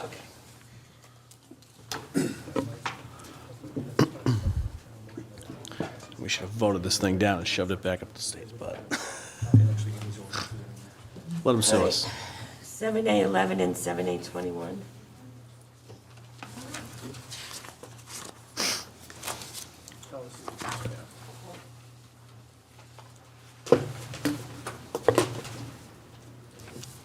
So this is Unified Development Review. This is a provision that's been on the books, but was optional. It's now mandatory. This is the process by which, if an applicant is before the planning board for a development application and they are requesting a variance or a special use permit, the planning board is authorized to grant that variance or special use permit as part of the development application. So the previous process of going to planning for the development application, leaving the planning board, going to the zoning board to get the relief, coming back to the planning board, no longer bouncing back and forth. The planning board's now authorized to grant. And that's a statutory required change. Yes. Used to be discretionary, now it's mandatory, correct? Yes, correct. Cities and towns used to be able to opt into this process, and now we no longer can. Now you have to opt Tiverton in. never opted into this process, now you have to opt into this process. All right, I'll open up the public hearing. Close the public hearing. Any discussion from the council? Are we done with, This is another time-consuming, time-saving step, yes. allegedly. I can entertain a motion. So it would be, For both 7A11 and 7A21? Yep, move we approve the sections modified as described in agenda item 7A11 and 7A21. Second. motion been made in second. All those in favor? Opposed? Just vote opposed now on all the stuff they're shoving on us. Ashley, can I ask a question? Ashley, where is in this, was the special use permit and dimensional variance can be granted, must be granted in the same? Is that in this section anywhere? Special We use. have to Yeah, now I'm You have angry. to grant, you have to allow a special use permit and a dimensional variance. Talk to your dad. Oh, I'm gonna. It rev- I know what you're talking Yeah, is that in here somewhere, where do we go through that? Or dad. May have variances. Your brother. Or special use. It wasn't there. Todd's not really answering you. He's just looking He's looking at at me us. like, He's thinking about it. thank you. No, we can go forward, but I just wanted to point that out. All right, 7A16. Yep. Classification of application. So this is the provision that Todd was mentioning, that the administrative officer advises the applicant as to which category of approval is required. Do you want to take all of the sections in this packet? So the next one discusses certification of completeness. And then we've struck the public hearing language and changed that. They've made changes across all types of notification and made them uniform, so they're all now the same. And as previously discussed, there is no more certified mail, it's all first-class mail. This actually, that provision, the notice provision, was actually effective upon passage, so that's been in effect since June. So Ashley, Yes. the applicants are supposed to do first-class mail. So what we've taken away is a mechanism for them to prove that they actually did it. We actually do it, though. We do it. The town actually does it. At whose expense? Their expense. Their- That's what we do. So now they just buy us stamps and envelopes. It's We rather do than that now, don't we? We do, except Yeah. it's certified, yeah. It's certified, but the applicants pay for it. So if, assuming we pass this, we actually need to make it effective immediately, this one. We've been following this anyway, well, But kind just, of. just to be in line, make it effective immediately. That changed from certified to regular mail Yeah. in June? Yeah, but we haven't been doing that, have we? No, we've been doing certified. There was another notice provision that we, there's a requirement that would be on the website and posted. Yes, That- has to be posted on the And we didn't do, website. we just did that. So, I have a question on this. Since this has been in effect since June, this is what we should have been doing. we've been beyond it. We've been sending certified mail, so it's actually more, we've been doing more than what it requires. Okay, so there's no chance that somebody can come back and be like, guys, I want like $90 back in No. postage. Well, so, wait, I'm gonna follow that. So, it- we can go to the higher standard? No, Okay, Unless you pay for it. okay, okay. I think you could. I don't think that's the No? intent. The intent is to have Well, across the board, first-class same- mail. the Every- same that's mail, it. yeah. Because sometimes we're requiring certified, some we're not. Well, I Some- think previously it It- was well, required to be It was certified, and then it went to mail. that other crazy thing where you, some kind of USDD, Oh, you know, some other type of. Return not receipt return or receipt, but some kind of like form you had to fill out. It was crazy. We did that change when I was there. So now it's just first-class mail across the board. So So this one's already in effect now? Yes. here's my question We're though. just catching up our Yeah, I ordinances to got reflect it. state law. Yes. I knew Alright. some of them were. Do we as a town have any liability because we've been going beyond what state law said and forcing applicants to pay for a more expensive form of notification? No, we've had it. Yeah, huh? We I don't haven't, think we've had any at the planning board anyways. the zoning board, we've had a couple, I think, but not many. So it'll be minimal if so. Yeah, Okay. okay. Anything else, Ashley? Did we? Nope. Okay. I'd like to open up the public hearing. Close the public hearing. Move approval of all the sections identified in agenda item 7A16. Second? F, and this one effective immediately. I have a second from Jay. All those in favor? Okay. 17, I'm sorry. Home stretch. Looks like we're gonna get done. General requirements and review procedure. So this has to Minor do land. with application types under subdivision. So this is, Do we have any control here? No. Okay.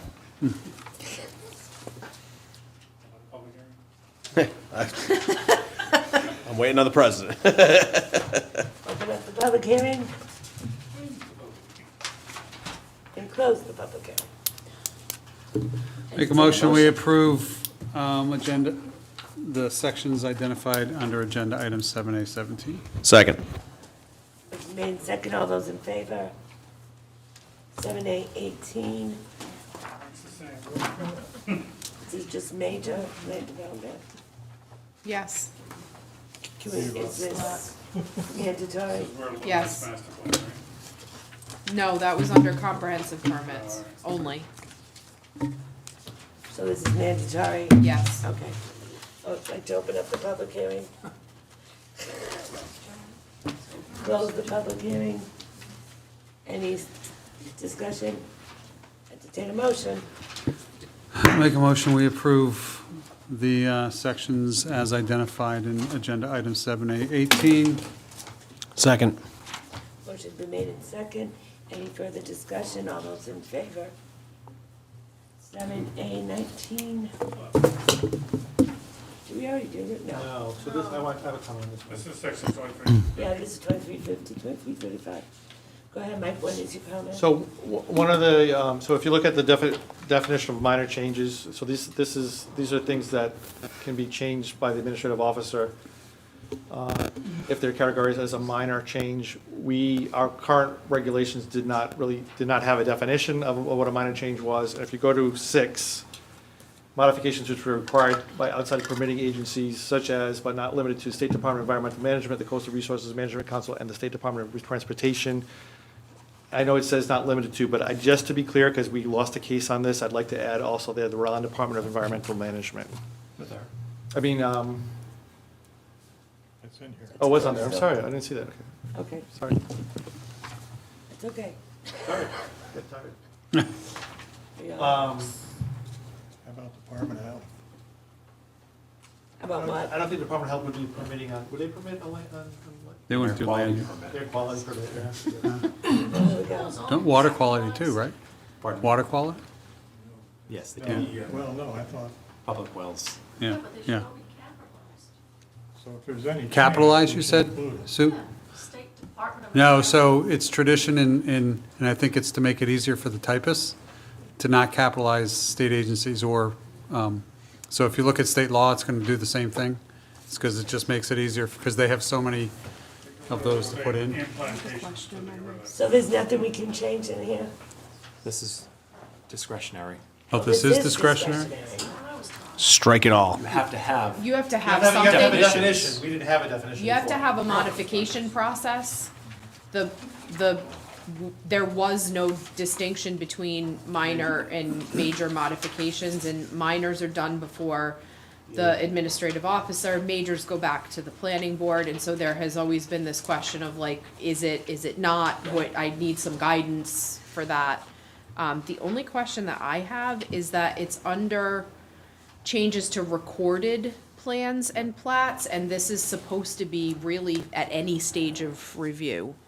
Both minor and major land development regulations have the The same section, language. okay. So, and this has been, the language here, the planning board was okay with. They were. They saw this, yes. This is actually an improvement to our current regulations. I have a question on number 5, where it says modifications to any construction plans for off-site improvements which are acceptable to the Public Works Director. What is that, like, they're gonna fix the road up or something? Okay. All right. I'd like to open up the public hearing.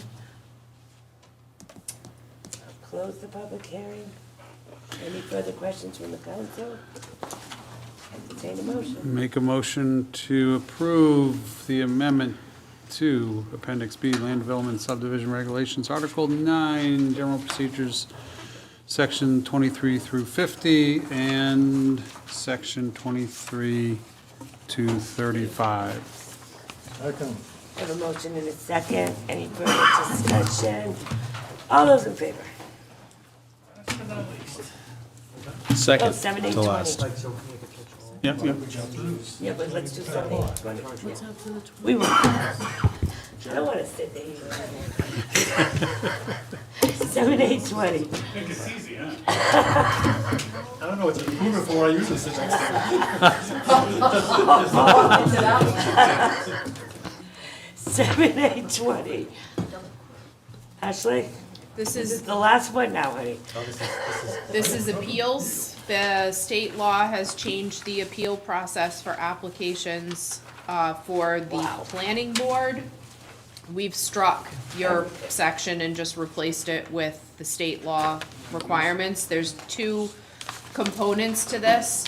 One is appeals of the administrative officer, because the administrative officer now makes decisions on applications. Those decisions on applications go straight to Superior Court. The decisions that are administrative in function, like a interpretation of the regulations, still go to the zoning board sitting as the appeal board. Decisions of the planning board go straight to Superior Court. The zoning board no longer sits as the Board of Appeals. So, Can they still appeal to the zoning board? That's good, though, right? That's always been. That didn't change. It goes to the zoning board. If they don't like that, that's the end? No. No, they don't go to the zoning. Go no, to but the AOs, the AO, Yes, On administrative stuff. yes. on administrative stuff, that goes to the zoning, and Yes. then that can go to Superior. That would still go to Yes. Superior Court. Yeah, Yeah. It's all going to a special land use calendar. Special judge. okay. So on page 4, just a curiosity question, and maybe this is what's done now, but the planning board has to, I'm sorry, zoning board has to sit as the Board of Appeals, and it has to be at a separate meeting? Yes, Yes. that's current law too. Oh, is it That's what current they law? do, yeah. Okay, okay, That's what they do now. all right. Okay, I'm gonna open up the public hearing. Mike, as a practical matter, they just adjourn as a zoning That's board. what I, reconvene that was my as- next question, but, We do, we have a separate agenda and everything. yeah, okay. I'm gonna close the public hearing. I'm gonna entertain a motion. Motion to approve agenda item, the articles as listed on agenda item 7A20. I don't remember. if we Second. did it as part of that. They Quick skipped discussion. over that and went back. Somewhat tongue-in-cheek, but where it says an aggrieved party may appeal to the Newport Superior Court, given with how heavy-handed the state's been with these laws, should we just put whatever Superior Court the state decides and let them figure it out? Because who knows, they might merge Newport and Kent County together All right. for no reason. So, I have a motion and a second. So, no, but I do, so why is it identified? I know we go to Newport. Because you have to file in the county from which the appeal is from. So that's why you're not, Okay. it says. We'll all go to Newport County Okay. unless they All right. merge. Unless they. Well, that's, I mean, with, They could say they all have to go to the province superior court with the new land judge. I don't think there's gonna be a land judge in each county. They can't judge something. So they haven't would it said be that. better to say the aggrieved party may appeal to the appropriate Appropriate Superior Superior Court? Mickey Mouse. But we can't change, is that, We can change that. Yeah, that's, change that? yeah, we just had to appeal How about Superior. to superior court with jurisdiction over the matter? Yes, there's page 4. oh, we judge shop, why don't we send it to Superior Court in Superior Maine? Court, to Superior Court with jurisdiction over the matter. The superior court with Hey, jurisdiction over the matter. we're not done yet. That's fine, Mike. Right at the top. The aggrieved party may appeal to the Newport. A. So we're striking Newport and just saying with, Superior court with the appropriate jurisdiction. so I make a motion to amend section 2380A by striking the word Newport and following the term Superior Court, adding with jurisdiction over the matter. Do I have a second? Second. Motion been made in second. All those in favor? Do we need one more motion? So the motion is to approve agenda item 7A20, the articles listed under agenda item 7A20 as amended. Second. Motion been made in second. All those in favor? And one final motion to, Adjourn? no, No. not quite. Can we, Mo- No, we're cleaning up house. I'm sorry. already. did we do the subdivision definitions, 7A14? Which That been was- part of your, Yeah, we did. Yeah. We did. Yeah, we did. I have. Joan, that did we? first one. I thought we did. I was copying, so I checked it off. zoning Yeah, I checked it definitions, off. I know Yeah. that. it was the first one.